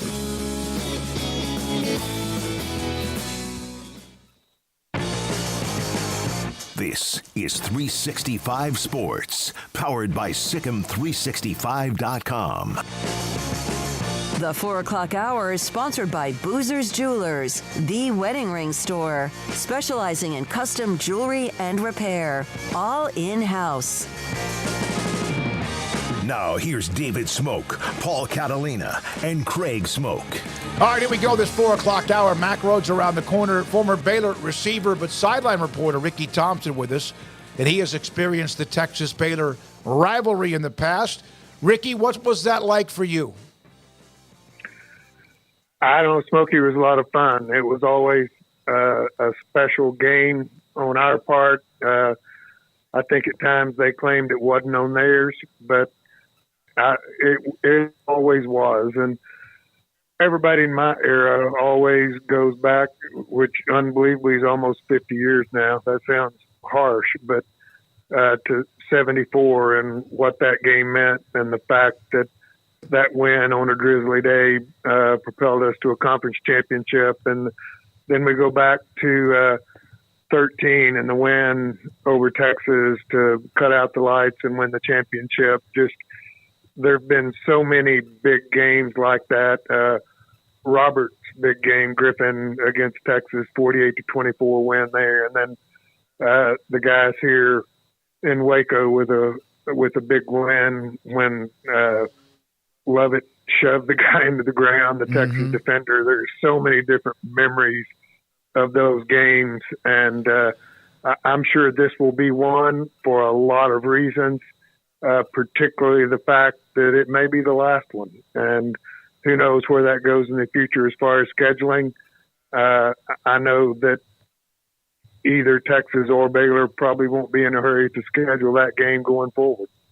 Yeah, Ricky, I'm not sure who it benefits right away, and when they would do that in the coming years, which is kind of a bummer when you see such a long time matchup going away. But how do they get some of that Miracle in the Brazos juice into this team that, look, they got the win last week, but there's still, it just feels like there's a lack of oomph behind them. Yeah, I would agree with that. I think in the case in 74, I don't think at the time a lot of people thought we were going to beat them, but I think we did. We thought we were pretty good at that time. We'd had some wins on the road, had beaten Arkansas on the road, and played very well at number 1 Oklahoma in the first game. So we thought we had capabilities. We thought we were pretty good. And the other side of that, I think, we had some confidence going into that game because of some previous wins over good teams like Arkansas on the road in Fayetteville. And if you've ever been there to play a game on the road, that's a really tough place to win. So I think maybe confidence might be the difference in those two teams, but I'm telling you, just one win in the right ball game can turn the confidence factor around in a hurry. Ricky, what did you make of the offense last week, and do you think any of that attention, particularly to the running game, is something that carries over in any way? Obviously, Long Island's defense is nothing compared to especially the front of Texas they're about to face, but getting a Dawson Pendergrass going, getting a Richard Reese going, how beneficial, if at all, is that to what they're going to be doing moving forward?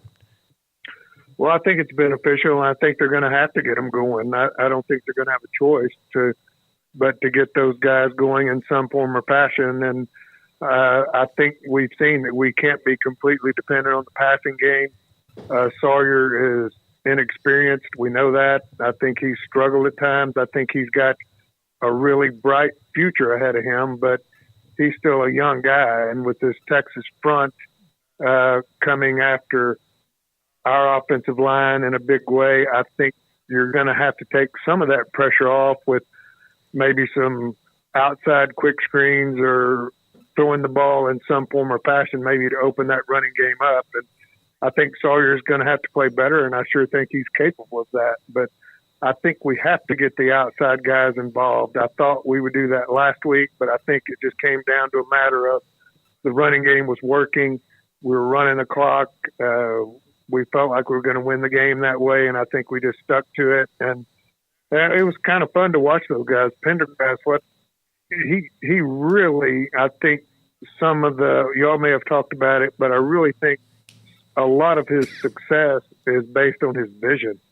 I think the guy really has great vision, a little bit like Abram Smith. He doesn't have the speed that Abram Smith had or the one-step cut on the wide zone, but if you notice some of the cuts he made before he got to the line of scrimmage and he was running to air, and I thought that was really impressive on his part, particularly by a true freshman. But I think to get him going this week, you're going to have some success to the guys outside. I want you to, what you brought up about Dawson, we are up in the press box near what is the north end zone. And there was a play. It was a simple play. It was zone read. It was probably off left guard or in between the guard and tackle. And what you just said, I remember all of a sudden he just found like a sliver. It wasn't a big hole, but he found the hole. He could have run into the back of an offensive lineman. So I'm glad you brought that up because I did notice him finding that little extra, as you said, air to get some extra yards in a run. Yeah, Smokey, and I don't think that's something you can teach. I mean, you try to teach running backs to run off this guard's hip, off this tackle's hip. Here's the cut that we want you to make. But the cut that they always want you to make is sometimes not there. And a guy has to react to that. And think about how fast a play happens and how quickly you have to recognize that error. And I think one of those that you may have been speaking about was his touchdown run that I thought was stopped at the line of scrimmage. He makes a cut behind the line of scrimmage and goes in untouched. And this is not a guy with blazing quickness or speed. Now, I certainly wouldn't want to get in front of him because he would run me over in about 2 seconds. But for a big guy like that to have that type vision, only a true freshman, I just think he's got an outstanding future ahead of him. Ricky Thompson, Baylor Sports Radio sideline reporter. Ricky, obviously we don't know the ins and outs of what's going on with every individual player and whatnot, but in your experience, I know also some of this comes down to quarterback play, and Sawyer clearly still hobbled. You could see some of his passes just sort of dying in the air last week. But how do you get Monterey Baldwin going for a team that desperately needs some playmakers and doesn't have a lot of experience? I mean, he's a guy that could, boost both of those categories, but, not knowing the full story of just where he is and all of that, how do you get this guy going? Well, I agree. We don't know the whole story. We don't know the practice history. We don't know the off-the-field history. We don't know all of that. But to me, with a guy with that kind of speed at some point in the football game, particularly this one, I think you got to send the kid deep. I know in most occasions he's in the slot, but there are a lot of ways to get to the deep route out of the slot. Even, for instance, if you run a hitch outside, bring the corner up. He's automatically going to come hard if he sees his guy run a hitch. Then you man up inside on that, whether it be corner or safety, whatever it is. If it's Monterey out there, surely they'll have a corner.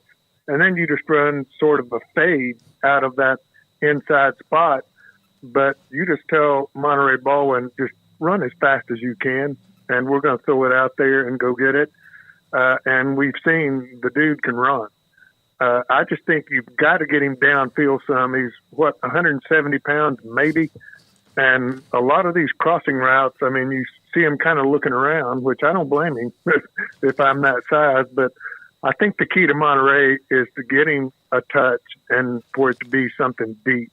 And I think not only would that be good for him, what would it add to this offensive football team just to hit a deep ball? And frankly, I think that's one of Sawyer's better throws. If you watch his deep ball, the nose really turns well. It's an easy ball to catch.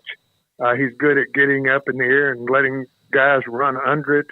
I think that would hit a strength of both Monterey and Sawyer to just get him deep a couple of times this ball game, and if nothing else, back those guys off. Yeah, I think you're right, and he does throw the deep fade. His one pass against Texas State when he came in, he threw a fade down the sideline on the far sideline that was beautiful, that looked like it was going to give Baylor a little bit of a spark. Last thing for you, it is going to be it's sold out. It's not a surprise. Texas will have a ton of burnt orange in the stands too. Can you sense the difference early in a game of what kind of a crowd, a locked-in crowd it might be or not? Yeah, I think you can. I thought early on before the weather, considering Long Island game after a loss to Utah, actually the crowd was pretty good. I don't think there was a ton of fire or excitement there, but I thought the crowd was pretty good. This one will be different. I think it'll be that way when these teams take the field an hour before kickoff. I do know everybody I know that Baylor folks are going. I mean, I don't think anybody's cutting out of this one. They'll be there. There will be a lot of Texas folks there. I mean, when you've got 60,000 students and however many thousands of alumni and you're number 3 in the country, they're going to be there. I mean, we've seen times when they didn't show up, but it's generally when they knew they were going to get beat. So they'll be there, and it'll be a huge crowd. It'll be really loud, and I think that's good for our guys. I think it will help them. I think they'll play better in that regard. I think our fans will be fired up, and these are the ones you want. If you're a player, these are the games you want, whether they're at home or on the road. Big games like this, and if these kids can't get excited and play hard in this one, I don't know what'll do that, but I'm just guessing that throughout this week that they've been talked to about this atmosphere, but it's different walking out there and feeling it. And I bet that they really play hard. I can tell you from experience, just the first time I walked into RFK on a Monday night football game playing Dallas, and you go out an hour before kickoff and it's already full, the adrenaline starts going. So I just expect these guys will have a little bit more juice in them when this game starts than what we've seen in this first three. Thank you, Ricky. Appreciate your time. Ricky Thompson, brought to you by Alliance Bank, Central Texas, former Baylor receiver and sideline reporter. Up next, Mack Rhodes, Baylor's Director of Athletics. This is 365 Sports. Alan Samuels, Dodge Chrysler Jeep Ram Fiat in Waco. Amazing deals right now in the month of September. Why would you shop anywhere else? 2023 1500 Lone Star 4x4 Crew Cab, $11,000 off MSRP or 2.9% financing for 72 months. Choose the 2023 1500 Laramie 4x4 Crew Cab, $12,500 off MSRP or 2.9% for 72 months. Jeep, Dodge, again, Ram, the Ram trucks that, of course, lead the way. And what Ted Teague and his staff have at Allen Samuels are cars and trucks and SUVs on the lot, and so many to choose from. And a very, very impressive group of pre-owned cars, too. That's what I bought back in 2020, and I love the car that I bought there, thanks to AJ, who handled the sale. Allen Samuels, Dodge Chrysler Jeep Ram Fiat. You have Jeep Adventure Days, Ram Power Days on Loop 340 and east of 84 in Waco. With so many companies and policies out there, it gets so confusing shopping for insurance, and I never know if I'm getting the policy that's right for me. Luckily, I met the team at the Niche Group Insurance Agency. With the Niche Group, you can go to one company and get access to coverage options from many insurance carriers, and you get to speak to a real person about your specific coverage needs. With the Niche Group, I know I'm getting the right coverage at the right price. If you need insurance, talk to the experts at the Niche Group at 1-800-258-8302. Baylor alumni are more than 160,000 strong. When we all join hands to support our university, we don't just move the needle, we move mountains. Working together, we create life-changing opportunities for students on the field, in the classroom, in the laboratory, and in life for generations to come. So get connected. Get involved. Learn how at baylor.edu/alumni. Did you know that 1 out of every 4 men have symptomatic low levels of testosterone and don't even know it? And if you think you're too young to worry about it, guess again. Low T levels can make you feel tired and grumpy, raise your cholesterol, and cause weight gain. Petty Clinic Low T can set up same-day blood screening and results. So if you're tired of being tired, call or go online at pettycliniclowt.com. It's a private clinic with an atmosphere catering to men. Affordable, only $165 a month, including lab work, office consultation, testosterone injections, and follow-up visits, compared to $300 or more a month in Dallas or Austin, and you don't have to drive 90 miles one way or the other and fight the traffic. Petty Clinic Low T has board-certified physician consultations that will provide the best form of brand-strength testosterone. Contact Petty Clinic Low T for increased energy, improvement in sexual desire and performance, mood, concentration, even a decrease in body and belly fat. Just off Highway 84 and Old Hewitt Drive in Woodway, pettycliniclowt.com.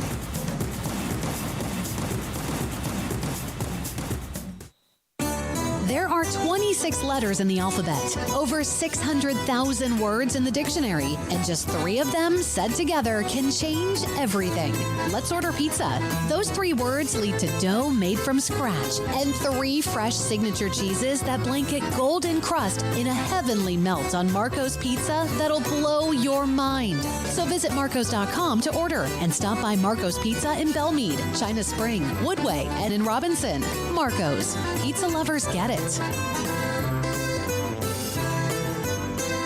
From the first workout to the last practice, sports is an incredible challenge. Hi, this is Dan Engel with the First National Bank of Central Texas, and we're proud to support each athlete, every parent, and our educators. From families, small businesses, to the biggest industry, we're here to help. With remarkable products like instant issue debit cards free at all of our banking centers, we've got banking ideas that fuel big dreams. The First National Bank of Central Texas. Familiar faces making local decisions. Member FDIC, Equal Housing Lender.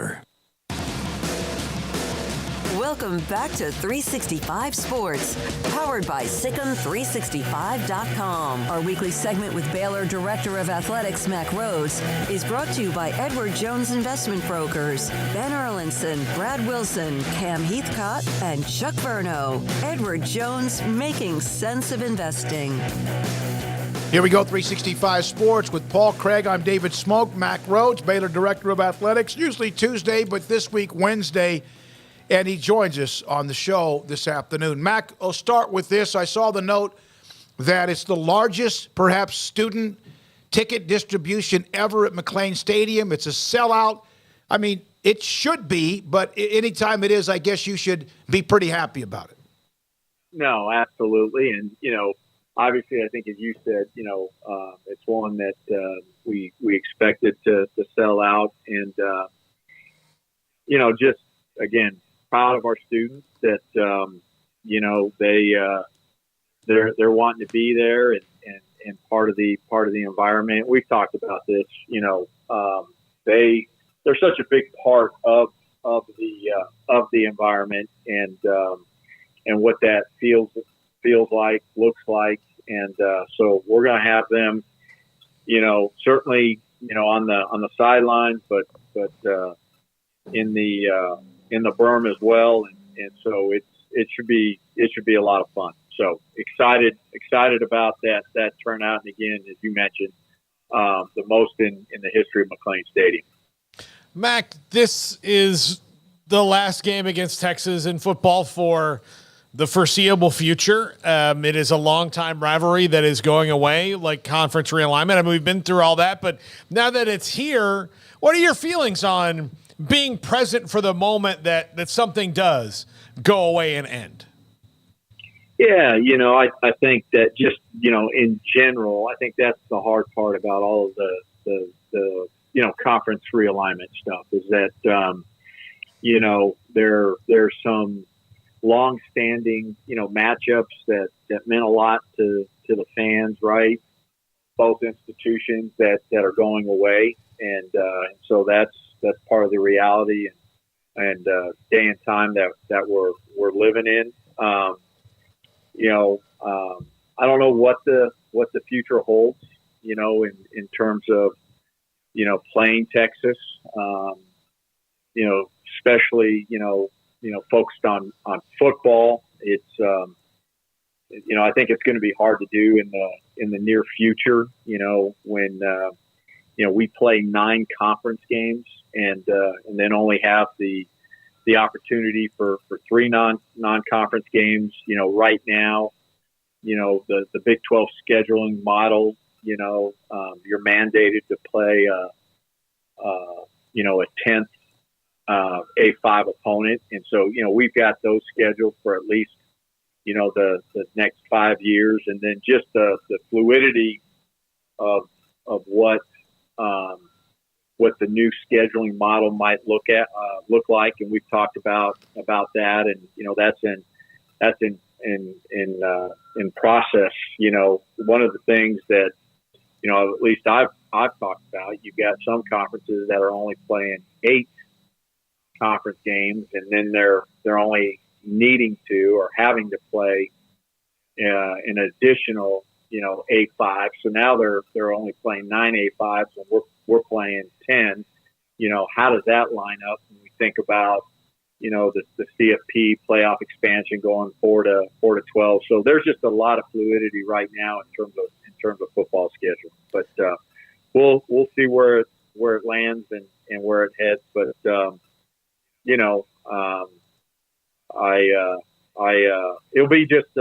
be an interesting moment, an interesting feeling, just knowing that's going to be the last time we play them for at least the foreseeable near future.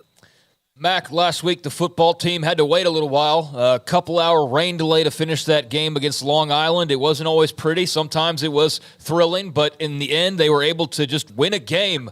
How just refreshing was that to be able to walk away from a game at McLean or just in general and be able to have a victory in the back pocket? And did you see some signs of energy and life? Yeah, Craig, I appreciate the question. It was a weird game, weird cadence, right? I've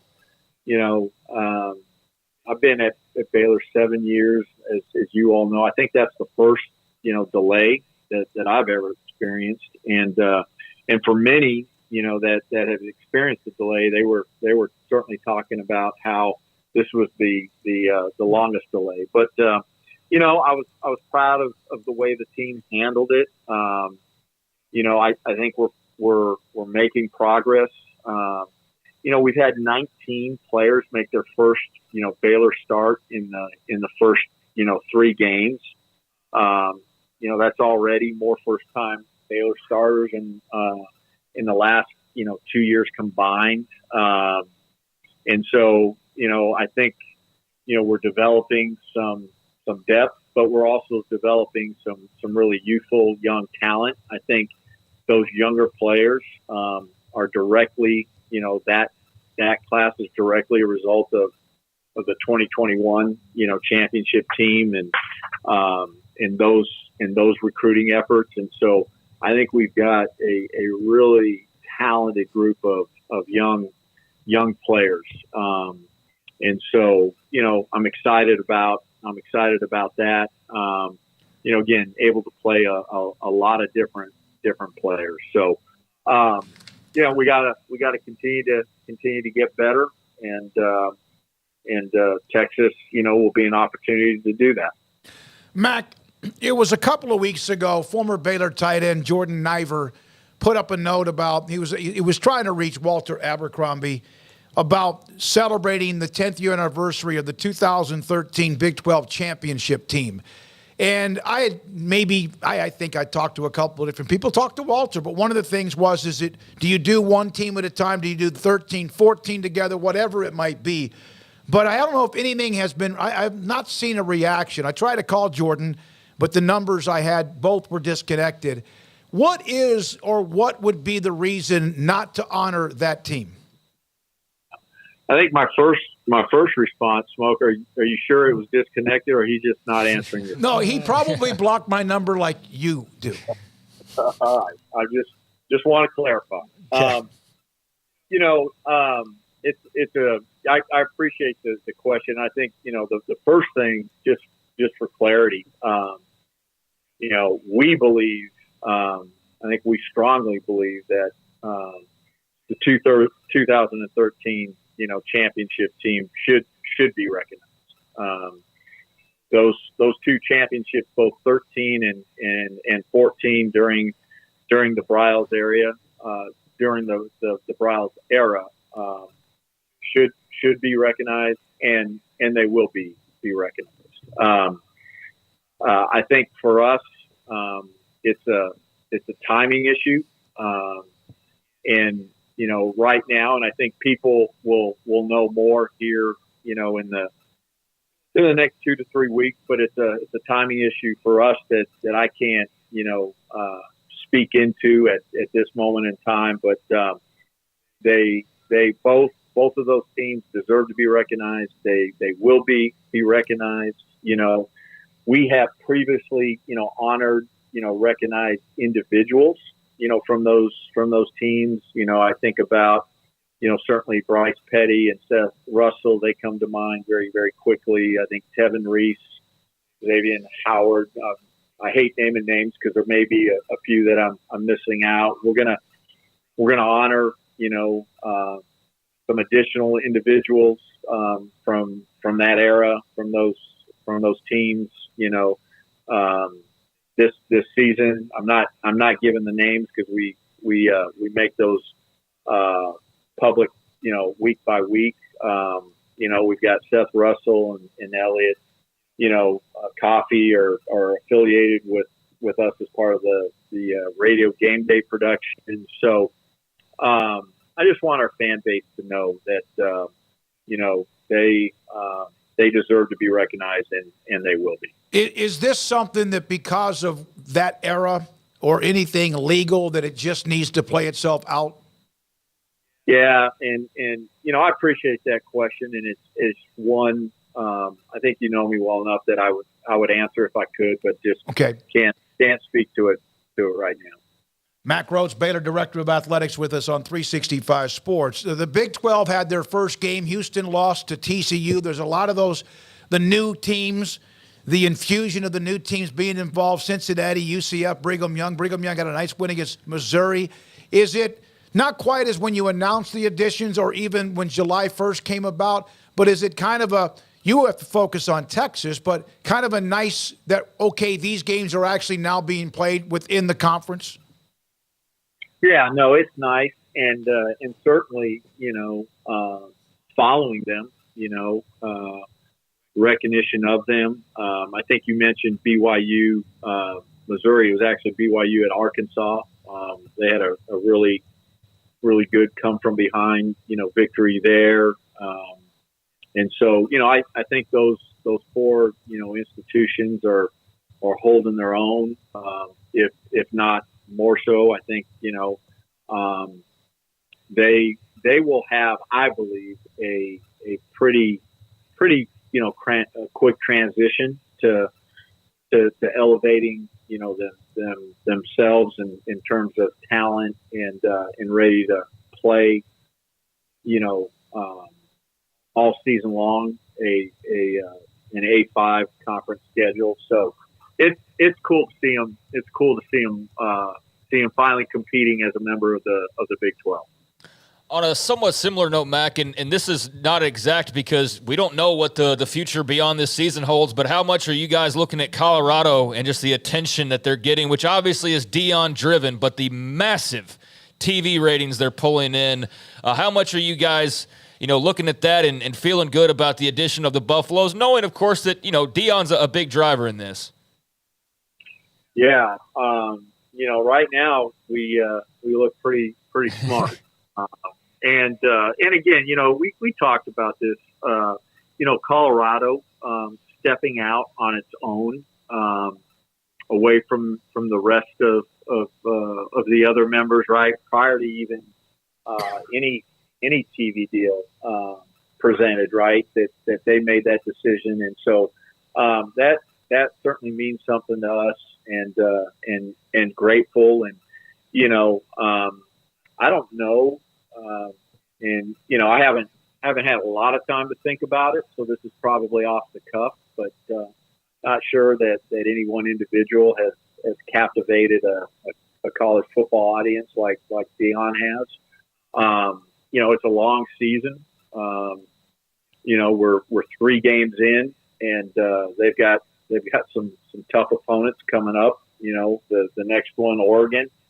So we'll see where it all settles out, but I'm certainly happy for Rick George and for Colorado, and we obviously felt that they were going to be a great addition and a commitment to football, and that was that's a program that's had some success and has won a national championship, and so they have it in their DNA, and so again. Happy that they're joining our conference. Mac, thank you very much. We'll see you Saturday. Okay, see you Saturday. Mac Rhodes, Baylor Director of Athletics, with us on 365 Sports. When we come back, the 5 o'clock hour around the corner, the great Earl Campbell, Paul's Top 5 to close out the show. Not done. We're going to jump into the chat room and get some of your feedback and maybe questions too, so we can answer them for you, or maybe you answer ours. This is 365 Sports. Richard Carr, Buick GMC, Cadillac. Right now, they've got a bit of a mess out in front of the dealership. If you're driving down Highway 6, it's a massive amount of construction, but they're still open. They're still operating. They're still selling cars, pre-owned, new. They're still delivering that great customer service, but because it's a little bit more of an a trek, obstacles in the way to get over to the dealership. They want to make it worth your while when you do make it over to them right now by buying a new Buick GMC or Cadillac. They're going to make that process easier for you, or the customer service part, or whatever it is you're looking to do. Right now, when it comes to the new cars, they've got savings of over $7,000 on new 2023 GMC Sierra 1500s. Qualified buyers can also finance for 0.9%. They've got dozens of Sierras on the lot. They've got quality inventory, quality pricing, and financing to get you into a new GMC Sierra today. And military and first responders save an additional $500. That's just just one of their new vehicle offerings. They've also got the ability to get you into a quality pre-owned car by having some great trades available for you. They trade for the best, so they have a lot full of quality pre-owned cars and trucks in stock. And the financing goal at Richard Carr is 100% credit approval. They say yes when others say no. And then there's this third aspect, their customer service and the award-winning service department. Not only can you buy new, not only can you buy pre-owned, but you can just take the vehicle that you're currently in, whether you bought it at Richard Carr or not, and go get your tires fixed up or get body work done. Right now, their award-winning service department is standing by to keep you on the road, and they can't be beat on tires. They're offering a price match guarantee on the lowest price comparable tires in town, so service your car or truck with the people you can count on over at Richard Carr, people that you've been able to count on for over 24 years in the Central Texas area. Over those 2+ decades, they've built a reputation as the people you can count on for your automotive needs, run by proud Central Texans, proud Baylor Bears. Log on to richardcarr.com today. Call now or go see them now off Highway 6 at the Imperial exit. Pizza, burgers, and Bears football. There's no place around Waco that serves them all other than Bubba's 33. Come show your green and gold and enjoy some of Waco's best food and beverages while watching your favorite team, the Bears. When real Bears fans get hungry, Bubba's 33 is the #1 spot for ice-cold drinks, hand-stretched, stone-baked pizzas, and bacon-infused burgers. Join us for indoor or patio dining. Bubba's 33, Waco's restaurant and proud supporter of Baylor Bears football. Sick 'em, Bears.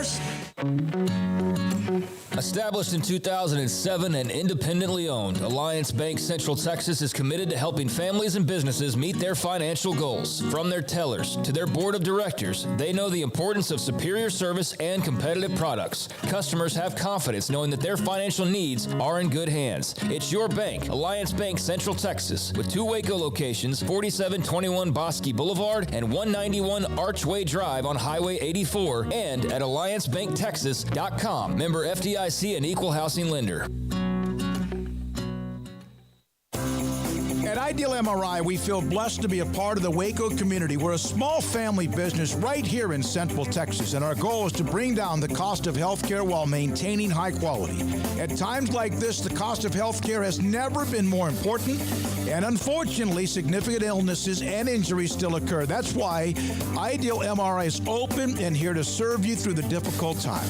We offer premium MRIs just like a hospital with state-of-the-art technology and specialists, but you'll pay less. Sometimes thousands of dollars less, whether you're using insurance or not. At Ideal MRI, we accept most insurance and there are no hidden costs, even offering financing if that's needed. Everything included in the price, and you'll not get something as a surprise in the mail later on. If you need an MRI, ask your doctor about Ideal MRI. They'll know. You can schedule an appointment safely from home online in minutes at idealmri.com or give us a call, 833-IDEAL-MRI, idealmri.com. It was broad daylight. I stepped into a gas station for 5 minutes to grab a snack, and just like that, my car was broken into. They made out like a bandit. My laptop, my phone, everything. I called my agent to see what could be done, and he restored my faith in humanity. My claim was processed so quickly, and I was able to recover my losses. Stop by and see our agents at one of our 3 McLennan County locations. Coverage and discounts are subject to qualifications and policy terms and may vary by situation. Stepping into the boots of a U.S. Army officer can add confidence and leadership skills to your son or daughter's career path. See all the things they can achieve in our boots at GoArmy.com. U.S. Army Waco Recruiting Company, 254-598-8131 or 254-776-1543. This is 365 Sports. The Sikkim 365 app is brought to you by Allen Samuels Dodge Chrysler Jeep Ram Fiat. Come by, let's be friends.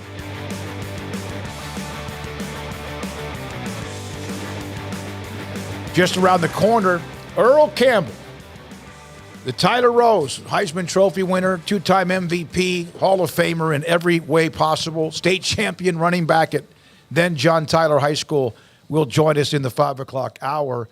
And so we have that coming up around the corner. I said let's get to the chat room. Let's get to the chat room. Paxton, the first question, Android soon on the app.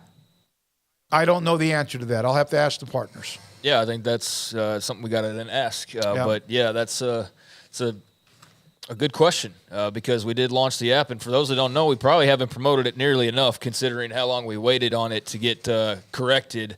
But yeah, the Sikkim 365 app is in the Apple stores, and so is it under Sikkim 365 or is it under Sikkim 365? Okay, just want to make sure under Sikkim 365. So you can listen.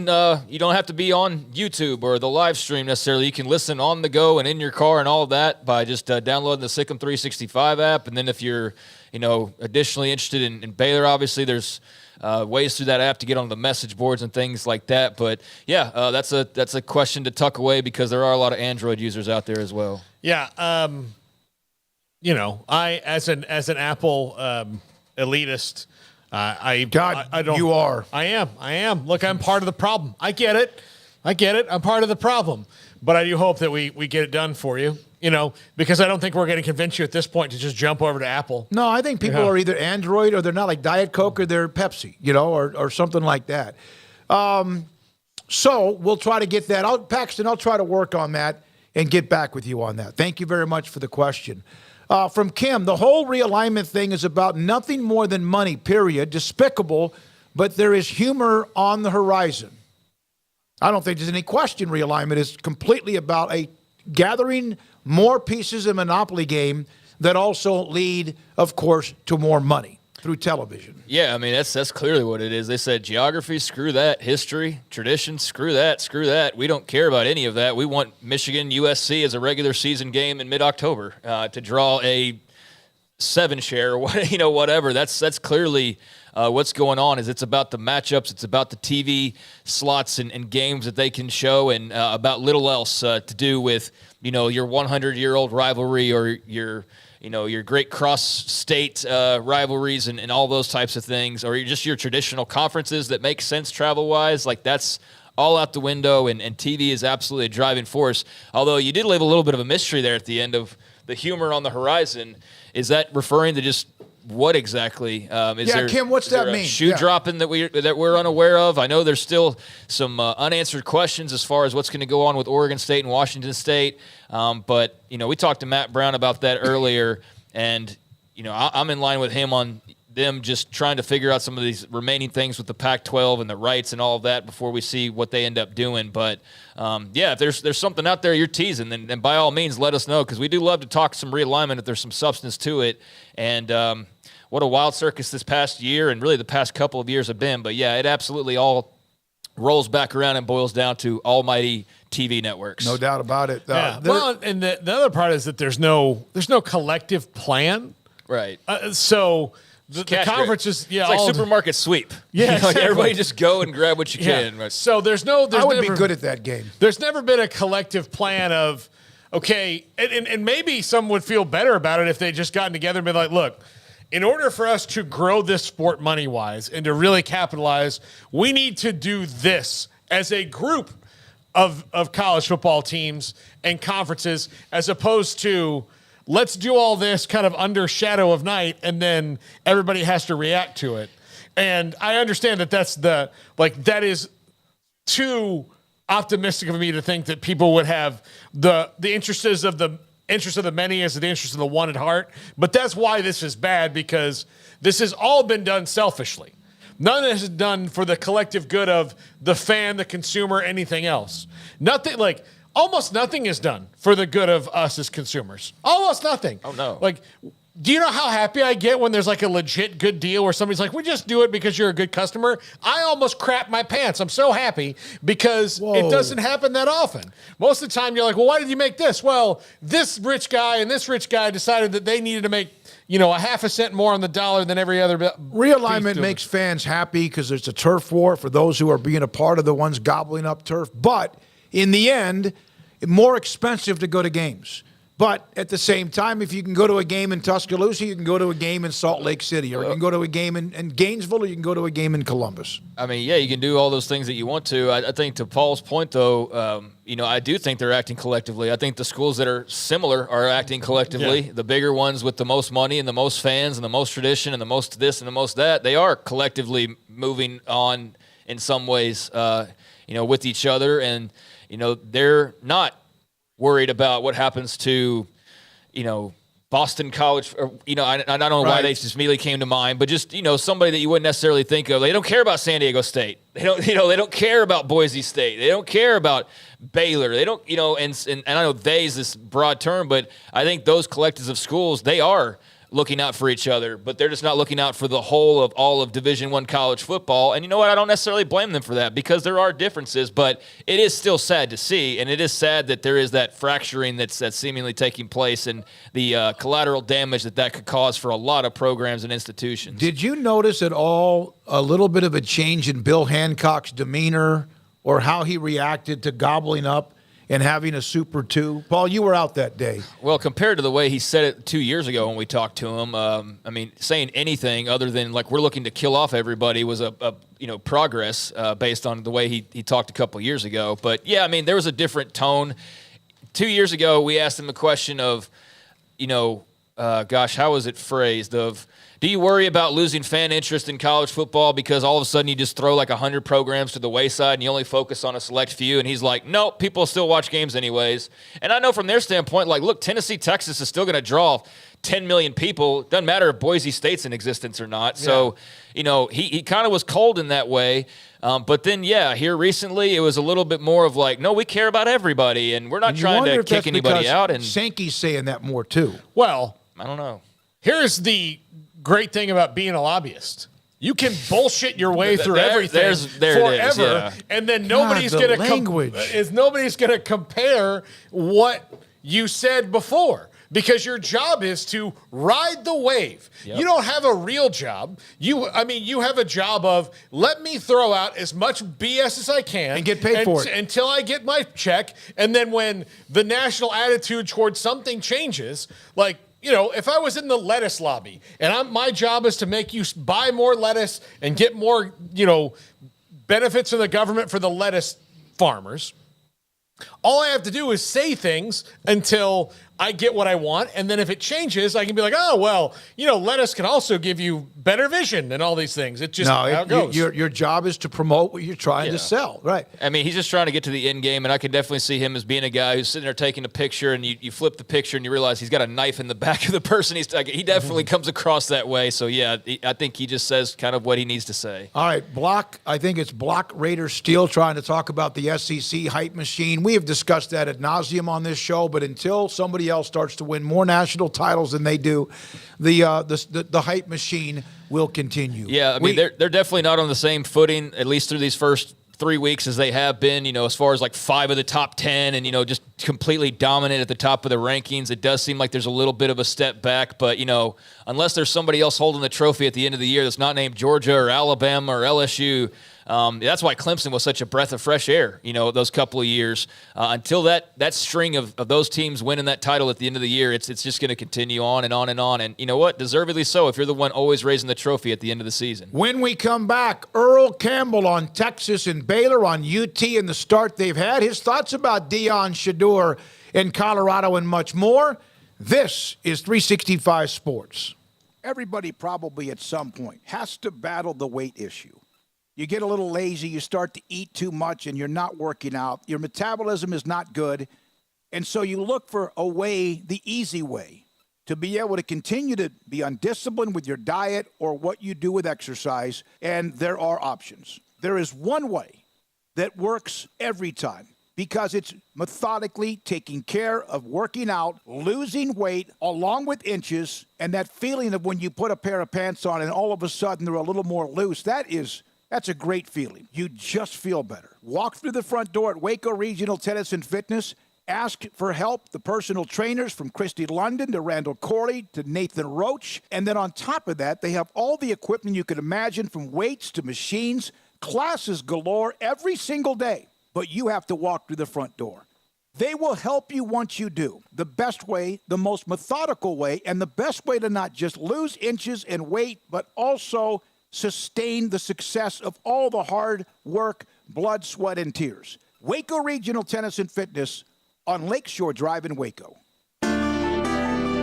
One size fits all. That may be all right for an adjustable belt or cheap sunglasses. But when it comes to your financial needs, no one wants a one-size-fits-all strategy. Cam Heathcott, your Edward Jones financial advisor, knows that his most important goals are yours. That's why we take the time to understand your needs, knowing you. That's how Edward Jones makes sense of investing. Cam Heathcott in Conroe at 936-756-7717. Edward Jones, member SIPC.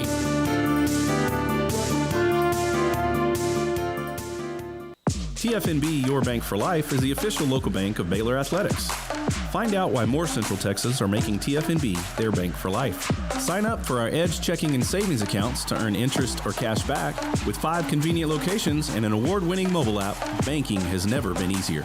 TFNB Your Bank for Life. Member FDIC. Petty Clinic Men's Healthcare in Woodway is now proud to offer you men an exceptional weight management body sculpting product called semaglutide, also known as Ozempic or Wegovy. Semaglutide is an FDA-approved weight management medication.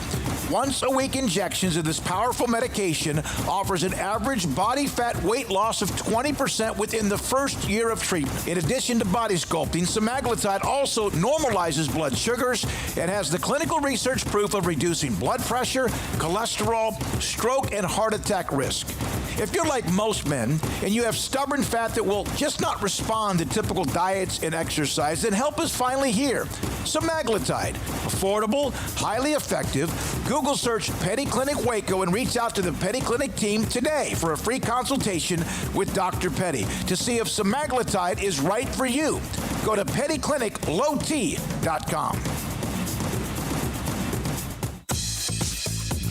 Baylor Scott & White Southwest Sports Medicine and Orthopedics, the team physicians for Baylor Athletics, diagnosing and treating all sports-related injuries, including concussions. These specialists also provide orthopedic services for athletes and non-athletes alike, whether it's knee or shoulder pain, a wrist injury, orthopedic spine care, and even an arthritis and total joint clinic. Trust the doctors Baylor Athletics trust. Baylor Scott & White Southwest Sports Medicine and Orthopedics wants to get you back in the game.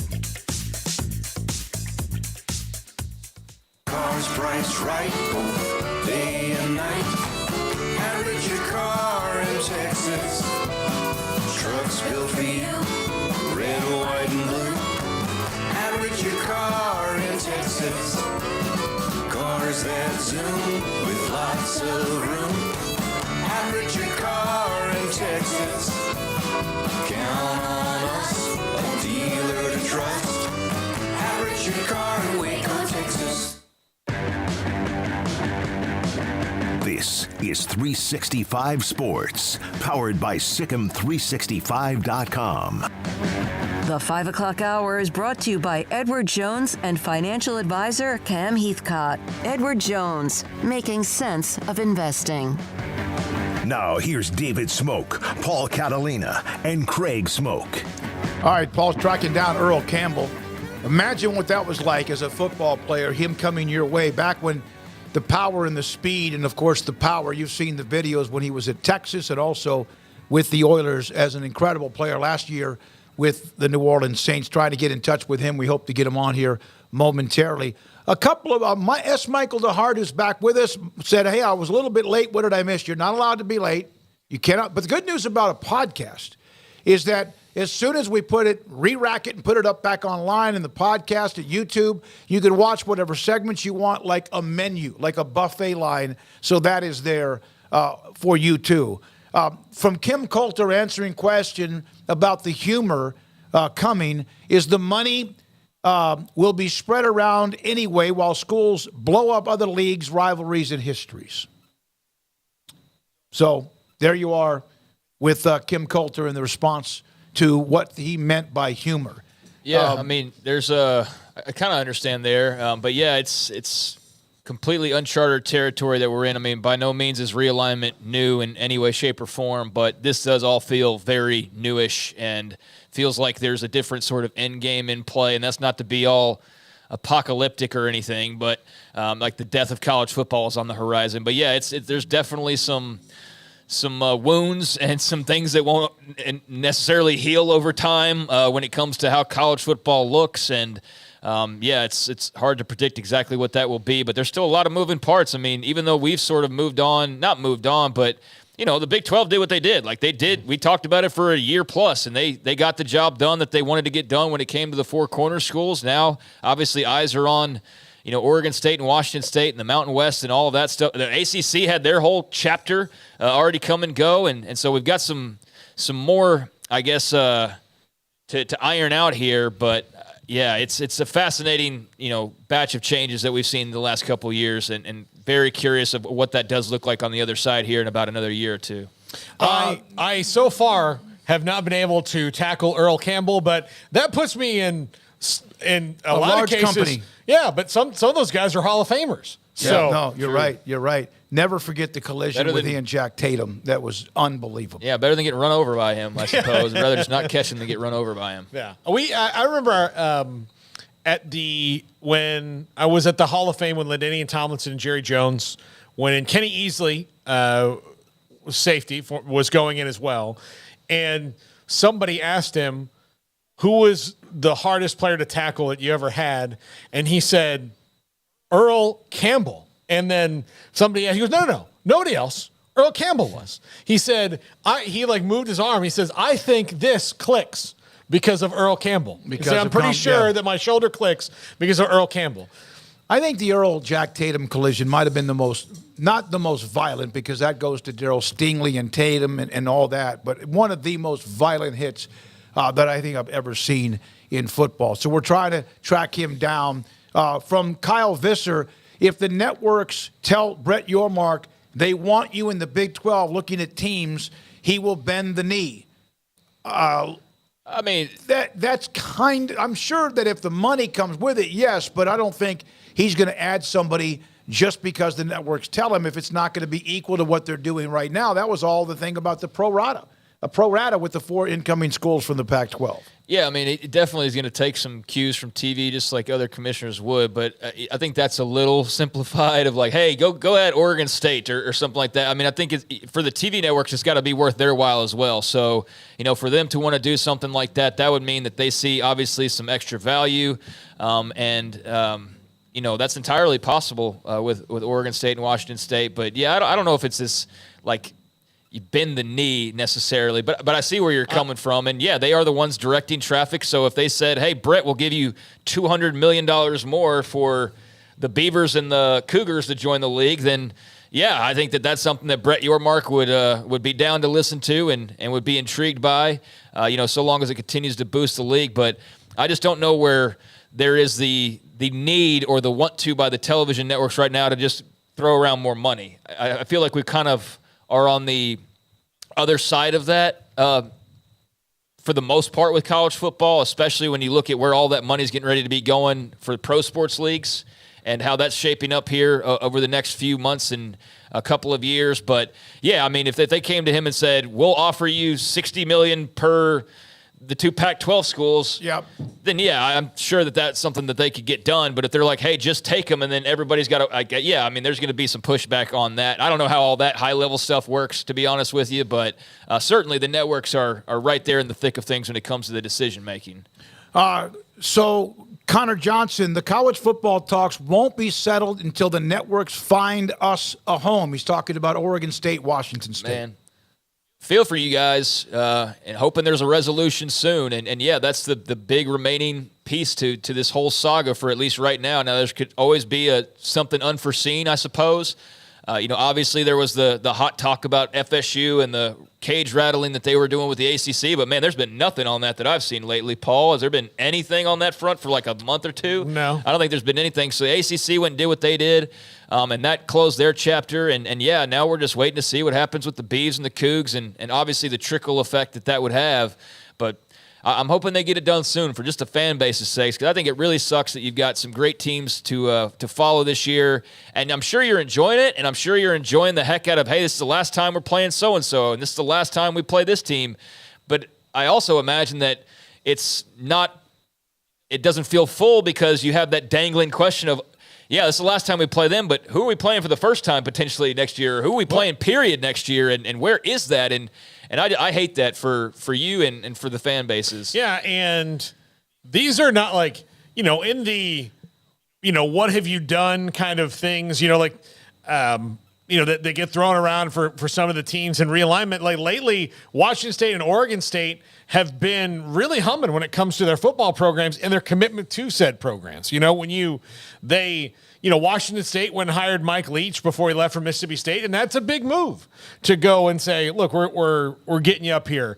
And Oregon State has certainly recommitted to making sure that they have a good quality team. So for them to be left out of this just because of geography really just sucks, because it's not about what the product, especially recently, has been on the field, and especially coming up this weekend, that might wind up being the best game. Washington State and Oregon State. What I would love to see, and I know it may be asking for too much, is one of them to run the damn table. Oh, that'd be awesome. And absolutely be sitting at the table, and just for one of those fan bases. And I know that that's going to be difficult. But, hey, in the Pac-12, you never know if anyone's going to be able to just run the table because it's so deep this year. But I would love to see them, spoil, the porridge and like a fly in the ointment. It would be great. I would love that. I've never really had anything negative about either program. I think both of them are good. There's no question the game this weekend could be as good as any of them. But if one of them was to do that, not probably likely, I will laugh my way all the way to the semifinals. This is Cleveland Indians in Major League. That's what we need to look at it as for Washington State and Oregon State. Just what's the only option? To go win the whole damn thing. So that's what I'm hoping one of those two teams can do is, I don't know if you've got to get the cardboard cut out with the peel-off pieces for those who have seen Major League. I don't know if that's like George Kliavkoff, is that you would peel like layers of the suit. I don't know. But the mindset is there of the Major League of just go win the whole damn thing. And I think anytime the Beavers and the Cougars are on, that I'm certainly going to be wishing them the best, and I just some resolution would be nice for everybody involved, absolutely. So I feel like we're getting close with a lot of these talks with the merger and all of that, but still a little ways to go apparently. I don't know if it was George Kliavkoff in that role. They're like, Coach, I know you really wanted this game, but I don't want to see that last piece come off here. Yeah. I don't know who the other option would be. It's like Bill Hancock or I don't know. From Justin, ESPN Fox just need to pay a prorated share, maybe $20 million each, and add Oregon State, Washington State to the Big 12, both networks to get additional late-night inventory. Connor Johnson's a huge Oregon State fan, and during all the discussion, speculation, opinions, reporting, he was not happy with a lot of what the trend was, and at times kind of predicted there would be some kind of a massive deal with the Pac-12 and Kliavkoff. It didn't work out.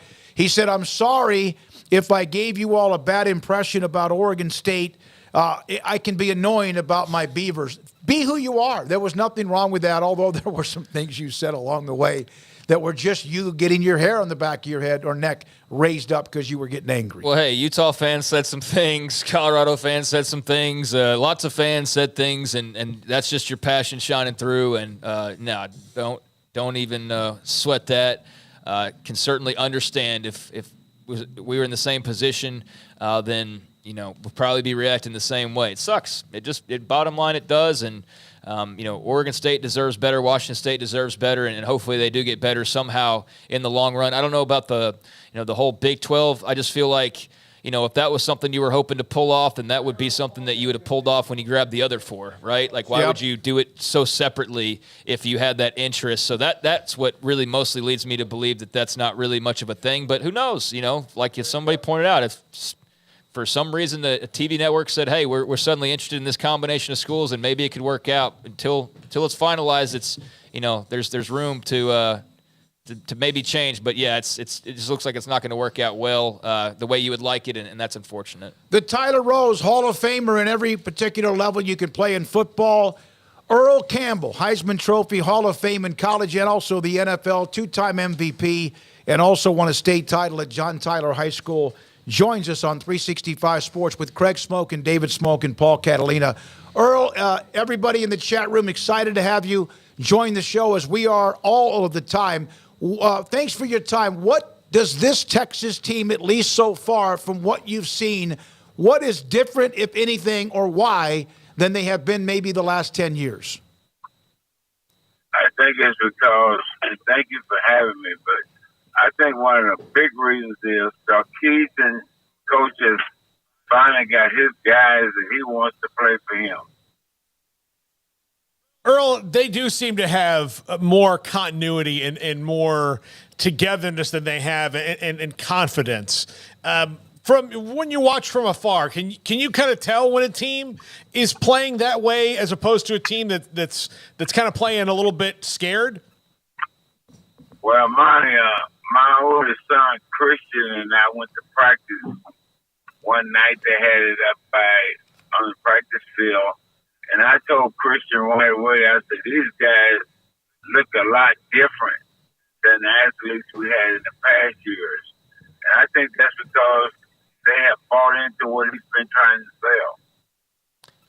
Earl, what have been your impressions of Sarkisian, just the high-flying offense, the explosiveness that they have? His play calling is, at times just brilliant, but what is it about him and just his personality that you've enjoyed or gotten to know over the last couple of years in Austin? Well, I don't think he smothers you as a coach. I think he tells you. I think from what I can see, he shows you, and then he expects you to do it. Earl, he, of course, was at Alabama, had a chance to kickstart his career with under Nick Saban. How special was that win, in your opinion, for UT, and especially the year before the SEC? I think this, as Deion Sanders says, we're coming. I think that let them know that we can play with the SEC team. I think last year he proved that, and this year, of course, being able to go down and get a win from Alabama, which is one of the big things in the SEC. Earl, I think that game put out a lot of encouragement to our fan base as well as our players. Earl, Deion, you mentioned Colorado, and they have had an incredible start. Oregon coming up this weekend. You know him really, really well. Hall of Famers. You've spoken with him. You kind of got to know a little bit about Shedeur when he was younger. What he has done, could you ever imagine what he's done and how quickly he's done it? Yes, because that go an individual that has done everything in sports that can be done. And I think because of that, and him having some experience of working with young people up in Dallas before he got to HBU school and anything, I think it was a dream of his to do what he wants. And once again, I believe because he's a positive thinking guy and he tells his players and they expect that he expects the best out of them. Are we kind of maybe getting to see Deion Sanders that maybe other people got to see before? Because, when you're a fan of something, you kind of just see the guy in the uniform or the guy in the commercial. But Deion Sanders, the coach, is a little bit of a different animal, isn't he, Earl? I think this tells us what kind of player and an individual he was as an athlete. And we now have the chance to see why Deion Sanders was so successful. And that's what he's trying to get his players to be able to look and see what I did. And this is how I did it. And I don't think you can say nothing but great things about it. Earl Campbell with us, a Hall of Famer, college football, high school football, and, of course, the Pro Football Hall of Fame. Just someone on the note here on our chat room was the greatest of all time. Nobody could stop that man. Absolutely not. He would run over you like a semi-truck, and, of course, you could run by people, too. There is a story right now in the NFL, Earl, about running backs. They're not getting paid. Teams are not committing to them after the first contract, and there's a lot of, tension here. You played the game as well as anyone could possibly play it. What are your thoughts about the value right now of running backs, even though there are still some elite running backs in the NFL? I think this. I believe, though, if you think they can just throw that football on a regular basis, which they try to do, I believe you need a running back in the game of sports, especially in pro football, more than ever. Now, I think they try to downplay that because they're getting the ball to the sprint end and quarterback and throwing it everywhere. But when you get closer and closer to that goal line, I think if all of us can see that that's where a running back is needed. What would you do if you were some of the younger running backs? There's even thoughts that they've thought about acting like they're hurt. You never had to act. You gave out a beating, and you also at times took the hits too. Well, the way I played football was because that's the style of the game that fit me. I couldn't do nothing about how it affected Franco Harris or Tony Dorsett. They was different kind of runners, but I knew what I had to do. I had my style, and my style was, I guess, a little bit like Jim Brown. Everybody says that. Earl Campbell with us on 365 Sports here on a Wednesday afternoon. Back to what UT is doing. They play Baylor. I know that you were a part of that rivalry. I know UT is dominated, but there have been some upsets along the way, and there's been times when Baylor had the edge. Your thoughts about Texas and Baylor this weekend in Waco? I tell you, as long as I played for Darrell Royal and Fred Akers, that game right there was one of the hardest games we ever. I don't know what it is about playing Baylor down there. And we was hot just like this UT team is. But Baylor always brought it to play when they played against us, the Longhorns. I've asked you this before. You ended up in Austin. It worked out really great for you. But was Baylor one that was close to also getting your commitment, you playing in Waco? Well, I think they hired Fred Akers, and that's who coached me in high school. I mean, Corky Nelson who coached me in high school. I don't know. I was built for UT. I wanted that, and I lucked up on it. God bless me, and I got that. But coming to Baylor, I mean, that was one thing, but I think the right place was Texas for me. No, it ended up, no question about it. You went through some adversity early on in college. You had to get past an injury, the change of the offense. In this day and age, Earl, with what players can do with the transfer portal, you would have always ended up in Austin. But what are your thoughts about players being able to leave the way they do now? I think that could be good and bad to a player. As far as I'm concerned, if you're at a place and you leave, I mean, I couldn't dream of leaving UT when I came here. That was the team and that was the school. But seeing these kids jump all over the place, I'm worried about how educational. What is the education they're doing? Earl, how do you feel about the players finally being able to make money off their own name, which could have been huge for a guy like you in Austin? I tell you what, the money I paid for my mother's house, I believe I could have saved that and paid for it out of college money instead of pro money. But I think it's good that players are getting paid. I mean, the NCAA, that makes so much money. Why not? Have you ever stopped for a second and wondered the value? You mentioned that you would have bought Mama Campbell her house earlier, but is there any idea that you would have been just almost unlimited with your value of what you brought out of high school and what you did at UT? Well, I think that would be a conversation that would have been good. I mean, I look at Deion Sanders' son making $6.5 million. I sometimes wonder what the hell would I have made if that would have been in back then. Hey, what was your thought? And I believe it might have been either Tyler or Christian that said, hey, you need to watch the documentary of Johnny Manziel. I tell you what a great athlete that was unfortunate that all the things happened to him. I believe if Johnny Manziel had been sent to Texas, not talking about the Aggies down there, Texas A&M, I respect him a great deal. I just believe it would have been a foundation laid for Manziel, and people would have expected things out of him, and I don't think it would have turned out that way. One of them had to go, either Johnny or the university, and I don't think the University of Texas is going anywhere. So Johnny, I mean, I don't know. It was just amazing to watch that. I think what you saw in there, if I could be really honest with you, I think you saw what players what not to do. once they get in high school or college. And the temptations of fame and money? Yes. I think everything has its place. You have to know that, if you're going to make a decision and make that kind of money or do that kind of thing, you got to be able to have some pride and respect about yourself.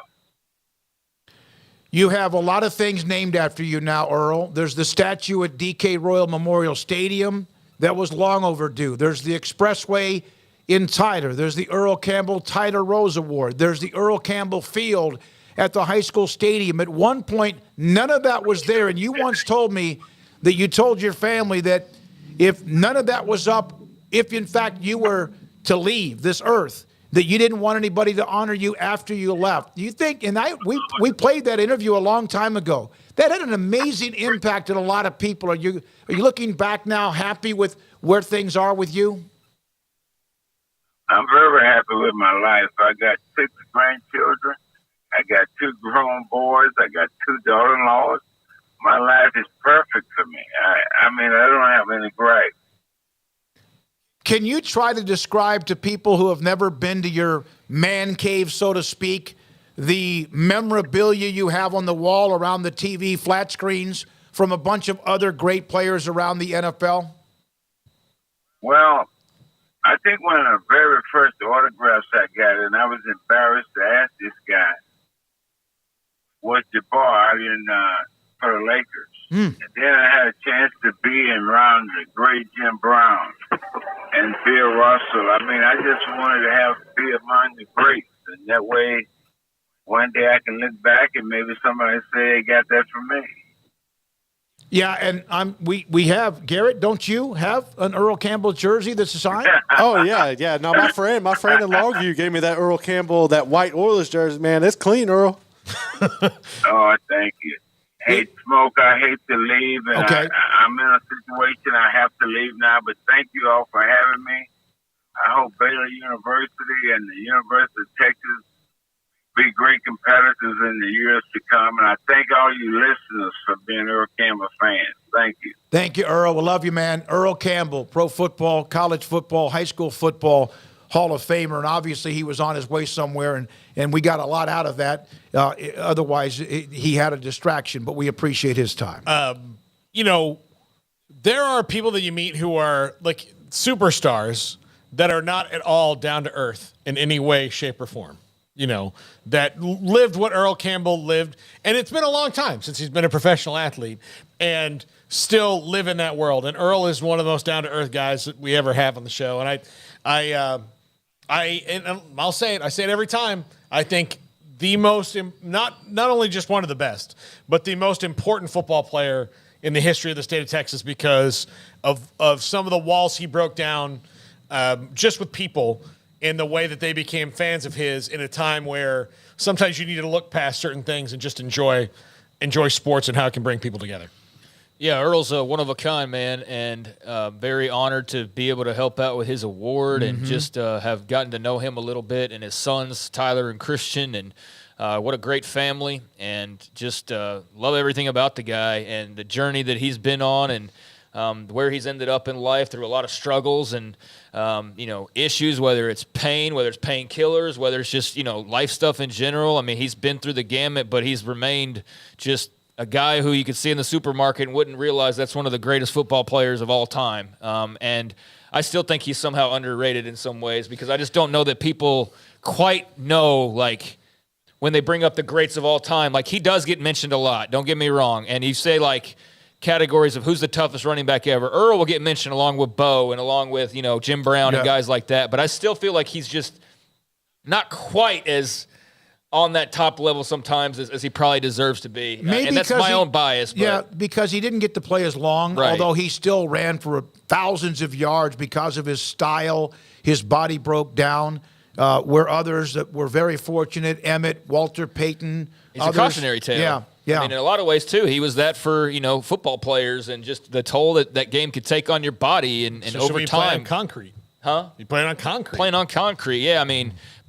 From Love You Blue to obviously the Burn Orange and, his companies, and I think the world of that guy and his family, and just very happy to have at least some minor connection to them, and to be able to every once in a while hear Earl talk about Dion or whatever the case may be. That's cool and always great to hear from him. I think he's so unique in that he's one of the few people through all of sports fandom that if you were a fan of a rival school, if you're an Oklahoma fan or an A&M fan, you still like Earl Campbell because he was just so damn good. And the way that and again, part of it's the way he carries himself, but what it was, I grew up in an Aggie family. Craig's, an OU guy, but you don't have, there's none of those preconceived, like, oh man, here we go. That player always got my goat. Across the board, all of my people I know A&M wise are like, oh, you're having Earl Campbell on the show today? I love Earl Campbell. And you're like, if I said, oh, we're going to have Ricky Williams, they'd be like, yeah. They could probably take some shots there. But yeah, I mean, with Earl, it's just, I think you just have to respect it. I just think there's a level of respect there that not every athlete is capable of, garnering from opposing fan bases, but he is unique in that way. And that also says a lot about just, what he's done, what he did, and who he is. Yeah, he's cherished by a lot of people and should be because of how he's reacted to fame and also with all of what he's been through. I'll never forget the interview in Austin, Texas. I just wondered, there was a disconnect between the city of Tyler and Earl, and it didn't make sense to me because I've said this story. You can drive into Sealy, Texas, and there's this huge billboard about Eric Dickerson or other places, and I didn't understand why. And sometimes when I got feedback from some of the people in Tyler, it was, well, he doesn't really come back here much. He was always back in Tyler at his mama's ranch, and the family, they love the huge family. And so I sat down with him, and he basically said that he does not want anything to be memorialized after he's gone. He told that to his family.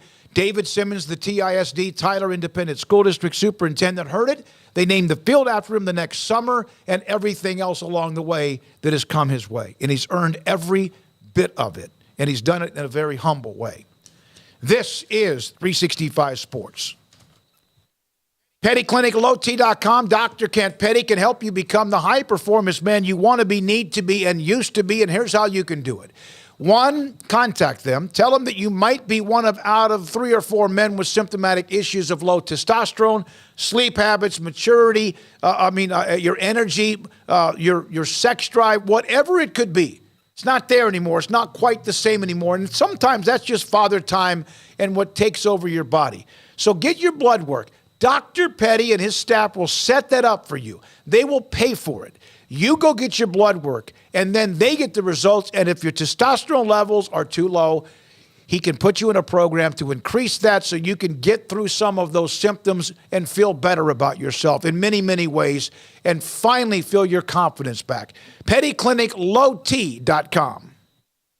During Ram Power Days at Allen Samuels in Waco, get 2.9% for 72 months on new 2023 1500 Lone Star and Laramie 4x4 crew cabs, or $11,000 off MSRP on Lone Stars and $12,500 off MSRP on Laramies. With so many companies and policies out there, it gets so confusing shopping for insurance, and I never know if I'm getting the policy that's right for me. Luckily, I met the team at the Niche Group Insurance Agency. With the Niche Group, you can go to one company and get access to coverage options from many insurance carriers, and you get to speak to a real person about your specific coverage needs. With the Niche Group, I know I'm getting the right coverage at the right price. If you need insurance, talk to the experts at the Niche Group at 1-800-258-8302.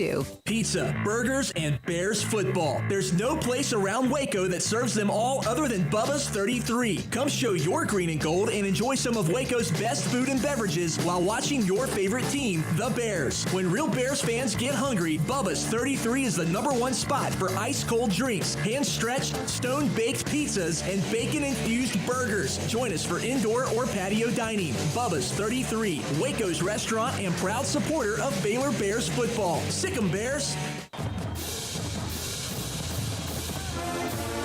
Looking to connect with Baylor alums in your area? Baylor Alumni can help. Looking to host a watch party in your city? Baylor Alumni can get you started. Want to step out in your community and serve with other alums? Baylor Alumni is your connection with the university and each other. Let's get started. Learn how at baylor.edu/alumni.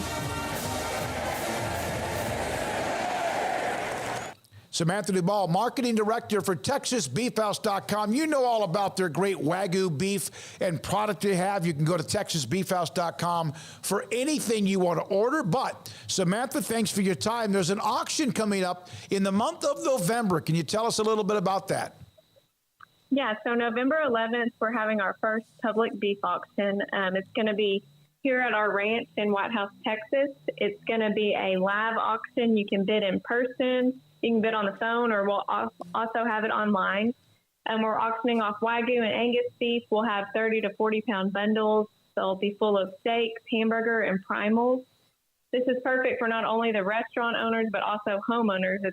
So if somebody wants to load up your deep freezer with some great product from a place that is just delivering all of the time, with Wagyu from their ranch to your plate, TexasBeefHouse.com. This is 365 Sports. Are you a Sikkim 365 super fan? Then try out our premium subscriptions at Sikkim365.com.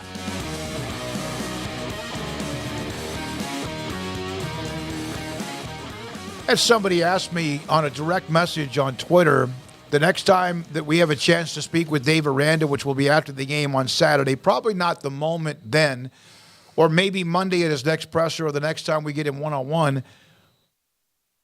This is a question that Sarah said keeps popping into her mind. What does he want the personality and the reputation of his team to be? Person over player. That's how I think that they've been pretty clear on that. Person over player is the program motto. They want to be more than just football players. I know that, there's probably an eye roll or two of like, oh, yeah. But, I mean, look at Dave Aranda. You doubting that that's what they really want to be? Yeah. I mean, I think it's pretty clear that he says what he says and he means what he says, and everything he says has some thought behind it. And I think that their whole idea of what this turns into is a person over player, where it's an all-around program. It's not just a, hey, you win on the football field program. And, look, some people just want to, hey, win on the football field program. But to me, that's also part of, I think, a little bit of the disconnect with the fans is, I spoke about this yesterday quite a bit of, expectations wins-wise versus where he sees the program. And I think that they're on more of like a slowly building this thing up to where when guys mature in the next couple years, like they're really set up well, to be stout and to be championship level. And they can be that in the meantime too, but like they'll really be like, they'll have their feet underneath them after some stumbles out of the gates the first couple of years. But you not only want great players, but you want them well-rounded and, molded as young men and all of that. And that gets lost in college football, but I think that that's why he's such a great fit for Baylor, because I do think that's what he's going for. I think that that's what the ultimate goal is. I think it's something along the lines of a Stanford more so than it is along the lines of being Ohio State.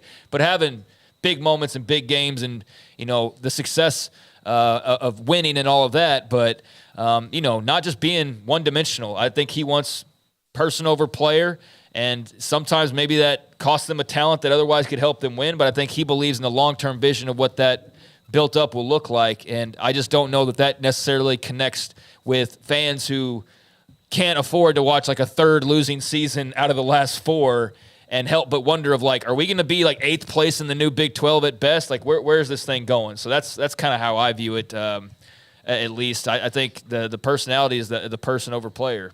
That's a pretty good response, Sarah.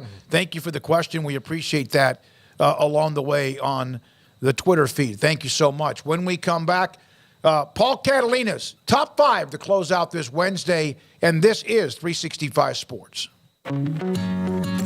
Established in 2007 and independently owned, Alliance Bank Central Texas is committed to helping families and businesses meet their financial goals. From their tellers to their board of directors, they know the importance of superior service and competitive products. Customers have confidence knowing that their financial needs are in good hands. It's your bank, Alliance Bank Central Texas, with 2 Waco locations, 4721 Bosque Boulevard and 191 Archway Drive on Highway 84, and at AllianceBankTexas.com. Member FDIC and equal housing lender.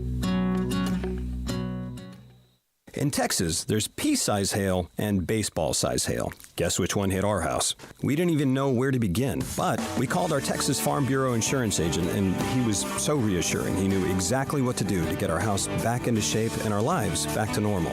Now, we're even more thankful for the roof over our heads.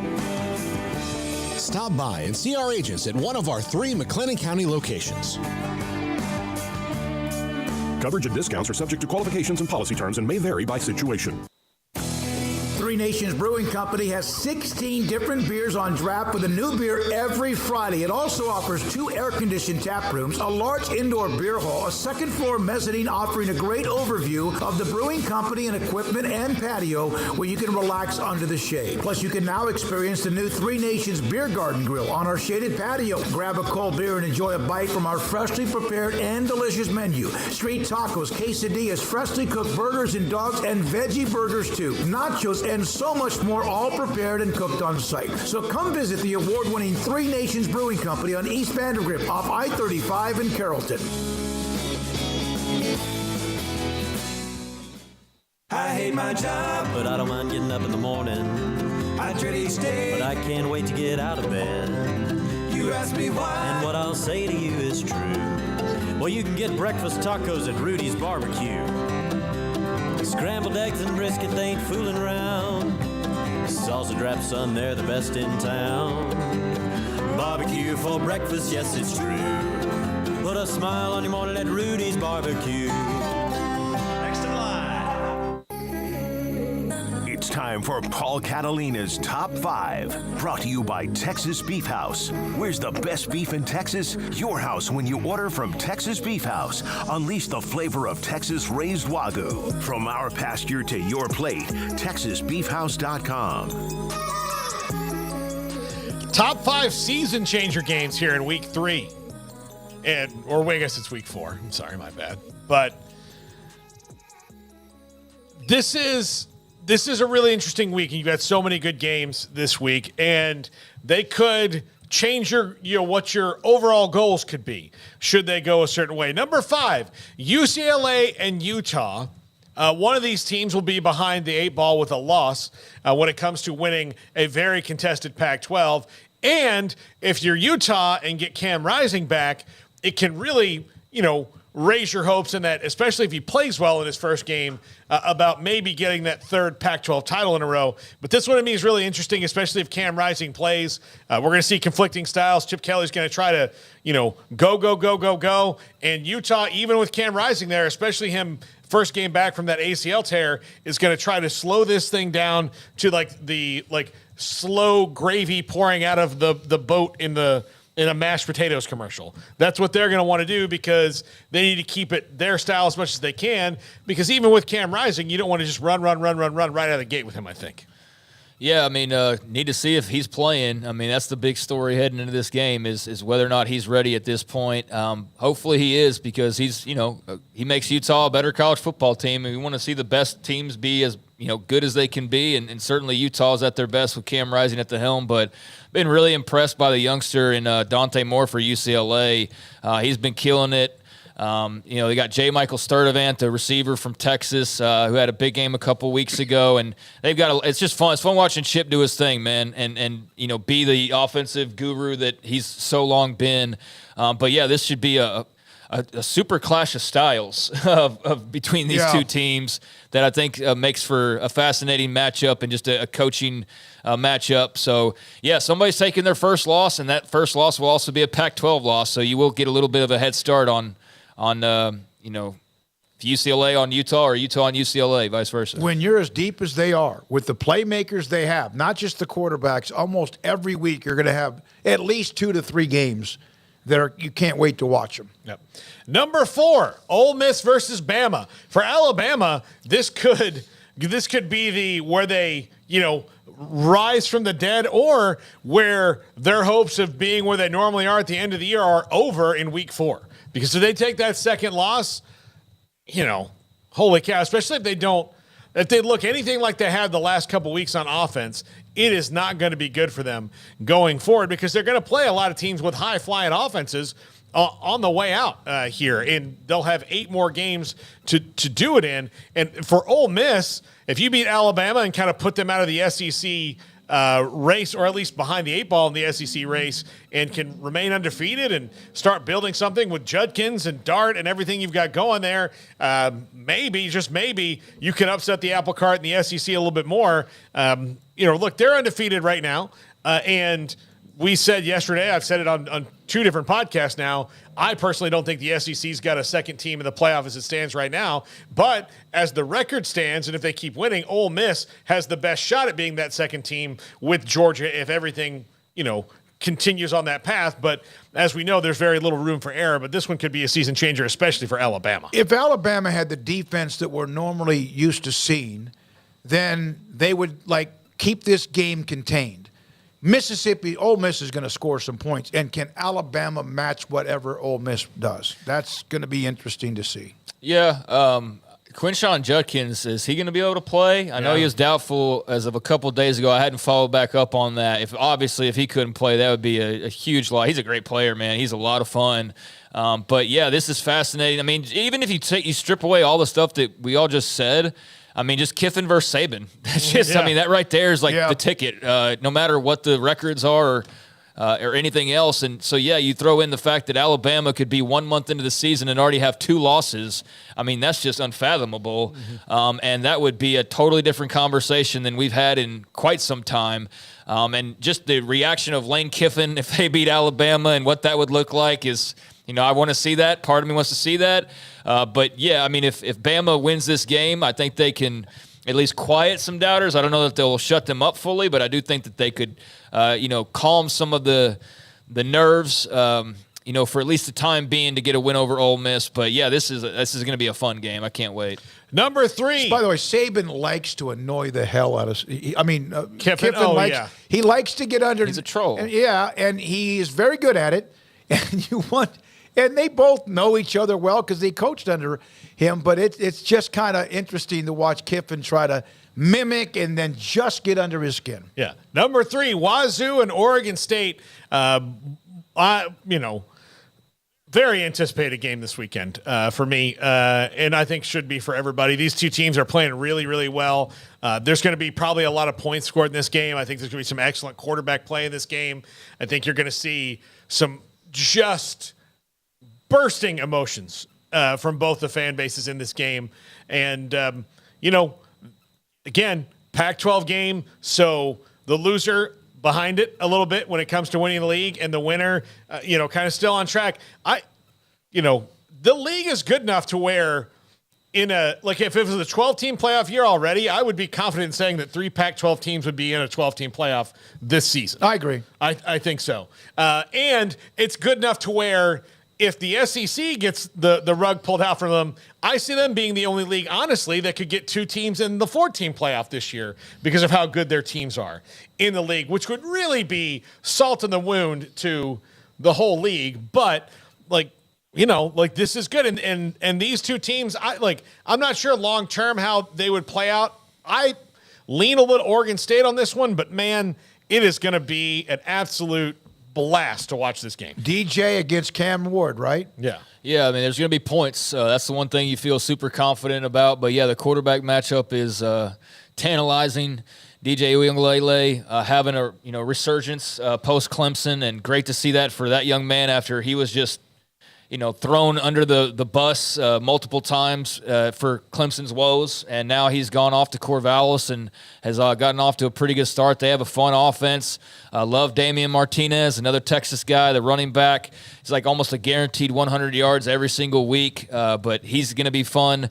And Cam Ward, you mentioned him over on the other side, opposite of DJU. I mean, a young man who started off, and he's a perfect example of why the transfer portal is a good thing, because he started off at a much smaller school, wound his way up to Washington State, and has just been throwing up huge numbers. And talk about another fun offense to watch. So, this is going to be a great game. This is the battle of the Pac-12 2 or the Pac-2 or whatever, but man, I just hope it's as entertaining as I anticipate that it can be. And yeah, I expect there will be points. There will be high-level quarterback play. And for me, just having kind of that other eye from the Earl Award and stuff on some of the Texas guys, there's some pretty good Texas players in this game. Yeah, I mean, I could be wrong in this, and Oregon State and Washington State fans that are watching this can correct me, but at least in my lifetime of observing football, this is the best that these two teams have been at the same time.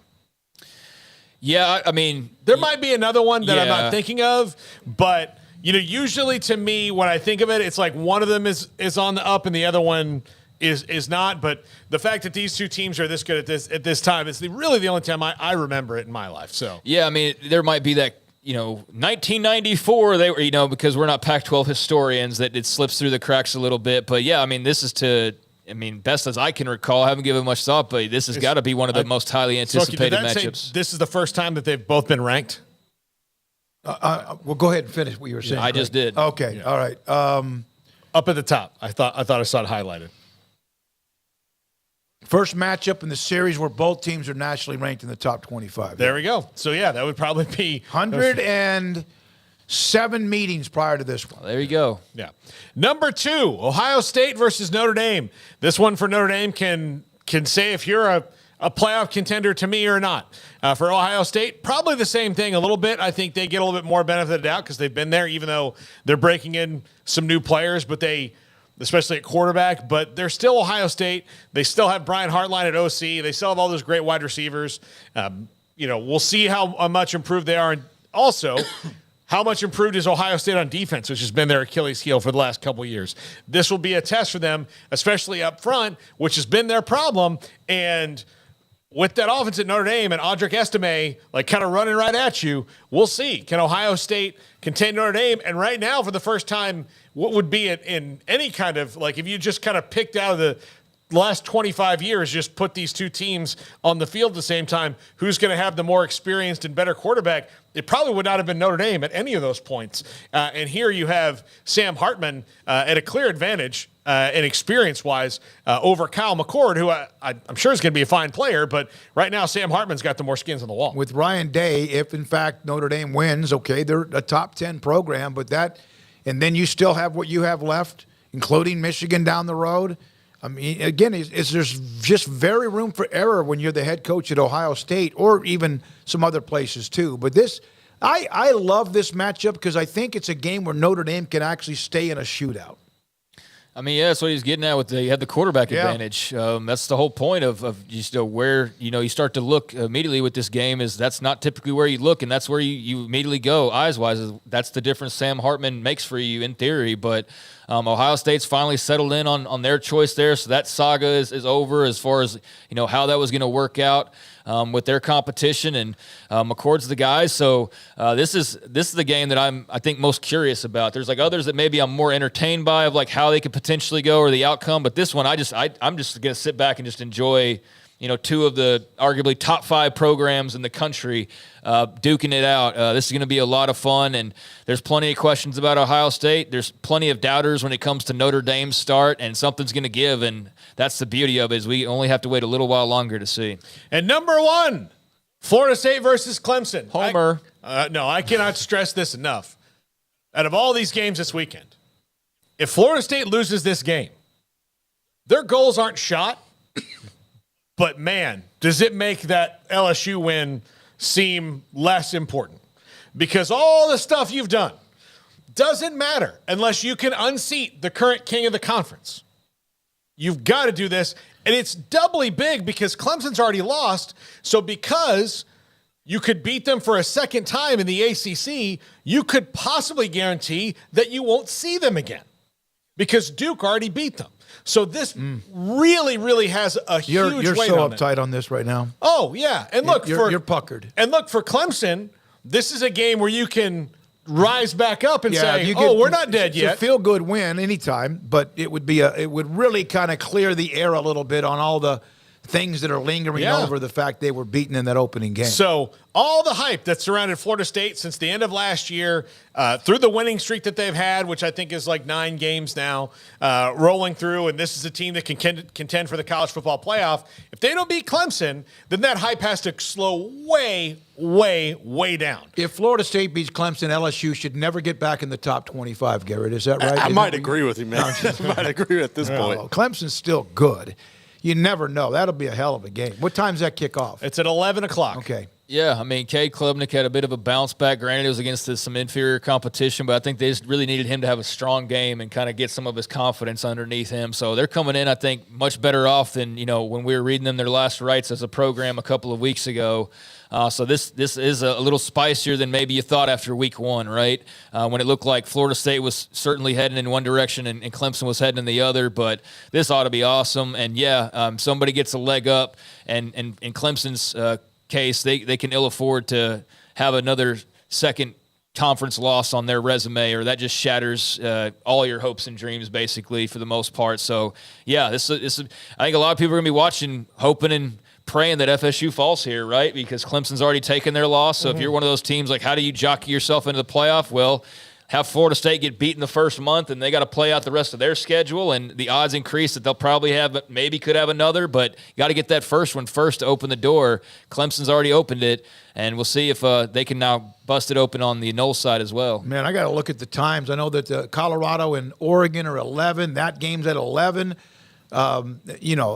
It's going to be kind of like just morphing from one good one into another good one into another good one throughout the day. I mean, this is definitely a much better weekend on paper, but they got a lot to live up to just as far as how entertaining last weekend was. Yep. I mean, the matchups are great, but those games last week weren't necessarily the sexiest matchups, and that was a lot of fun. So, I'm just hoping that they can follow up and keep the momentum going. And I imagine with all these different options that we're going to be just fine in the entertainment department, because these are very intriguing games with a lot riding on them here early in the season. Bangers is what I call them. Florida State's a 2.5-point pick, it looks like.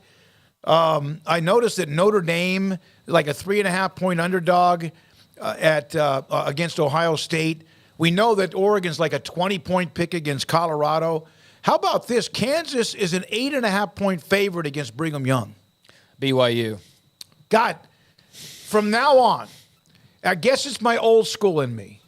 It's BYU, just like it's UCF, $1 from every time. It's UTSA, it's USC. I've always said UTSA. UCLA, it's, but no, it's, BYU is, a team that I think has had a good start to the season, but I also don't think that they've been just so good that you're like, oh yeah, they're just going to roll into Lawrence and take down Jalen Daniels and company. I mean, that's a heavy spread though, and that's back-to-back weeks on the road. So, let's see how that plays out, and depending on what the end result may be, maybe that was shortchanging the Cougars, maybe that was dead on. Maybe Kansas is even better than we thought, and they opened a can. But does the winner of this game, at some point the last week or two of the Big 12, play a game that's going to get them in the Big 12 championship game? I'm not ready to go there. Okay, just a thought. So muddled, I'm on record. I'm not saying it might happen. To answer some questions about Oregon and Colorado, I left them off this list, and Sir Blah Blah Blah said it. For Oregon, it could be a season changer. For Colorado, they're already playing with house money. Right. So I don't think this one in particular, because Colorado's going to have to do this a couple times. For Colorado, if they can beat Oregon, then you have to even reevaluate about how far down the road they are. But Oregon is by far the best team they've played.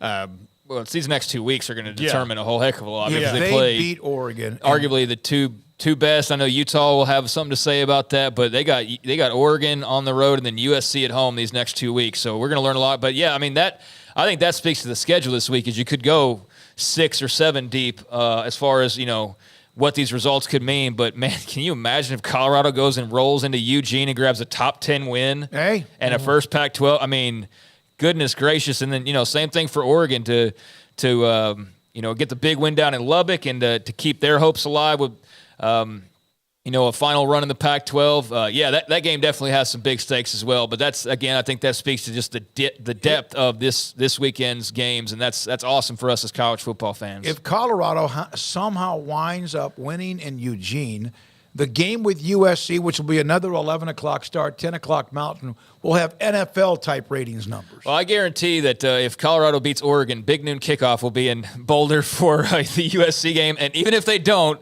Big Noon Kickoff will probably still be in Boulder for the USC game. Ride it like the craps table. I'm not knocking it, just saying that's the good odds. They're the Dion House Band. Right. Absolutely. Exactly. Every winter, Jack McKenzie, Garrett Ross, thank you. Levi Caraway, our great sponsors every day. We appreciate them. Don't forget now, find that link of the Pick'em, and you have a chance to win the $100 gift card from TexasBeefHouse.com. Thanks to Kim Coulter. We're back at it again tomorrow. Paul's triple option at 1. We'll be back on tomorrow at 3. High school football podcast will go live on our site at 10 o'clock. I interviewed coaches from Smithson Valley and North Crowley. What a great story that is. For everyone I've mentioned, thank you so much. Sports Tonight at CW at 10:30 tonight. Good night on 365 Sports.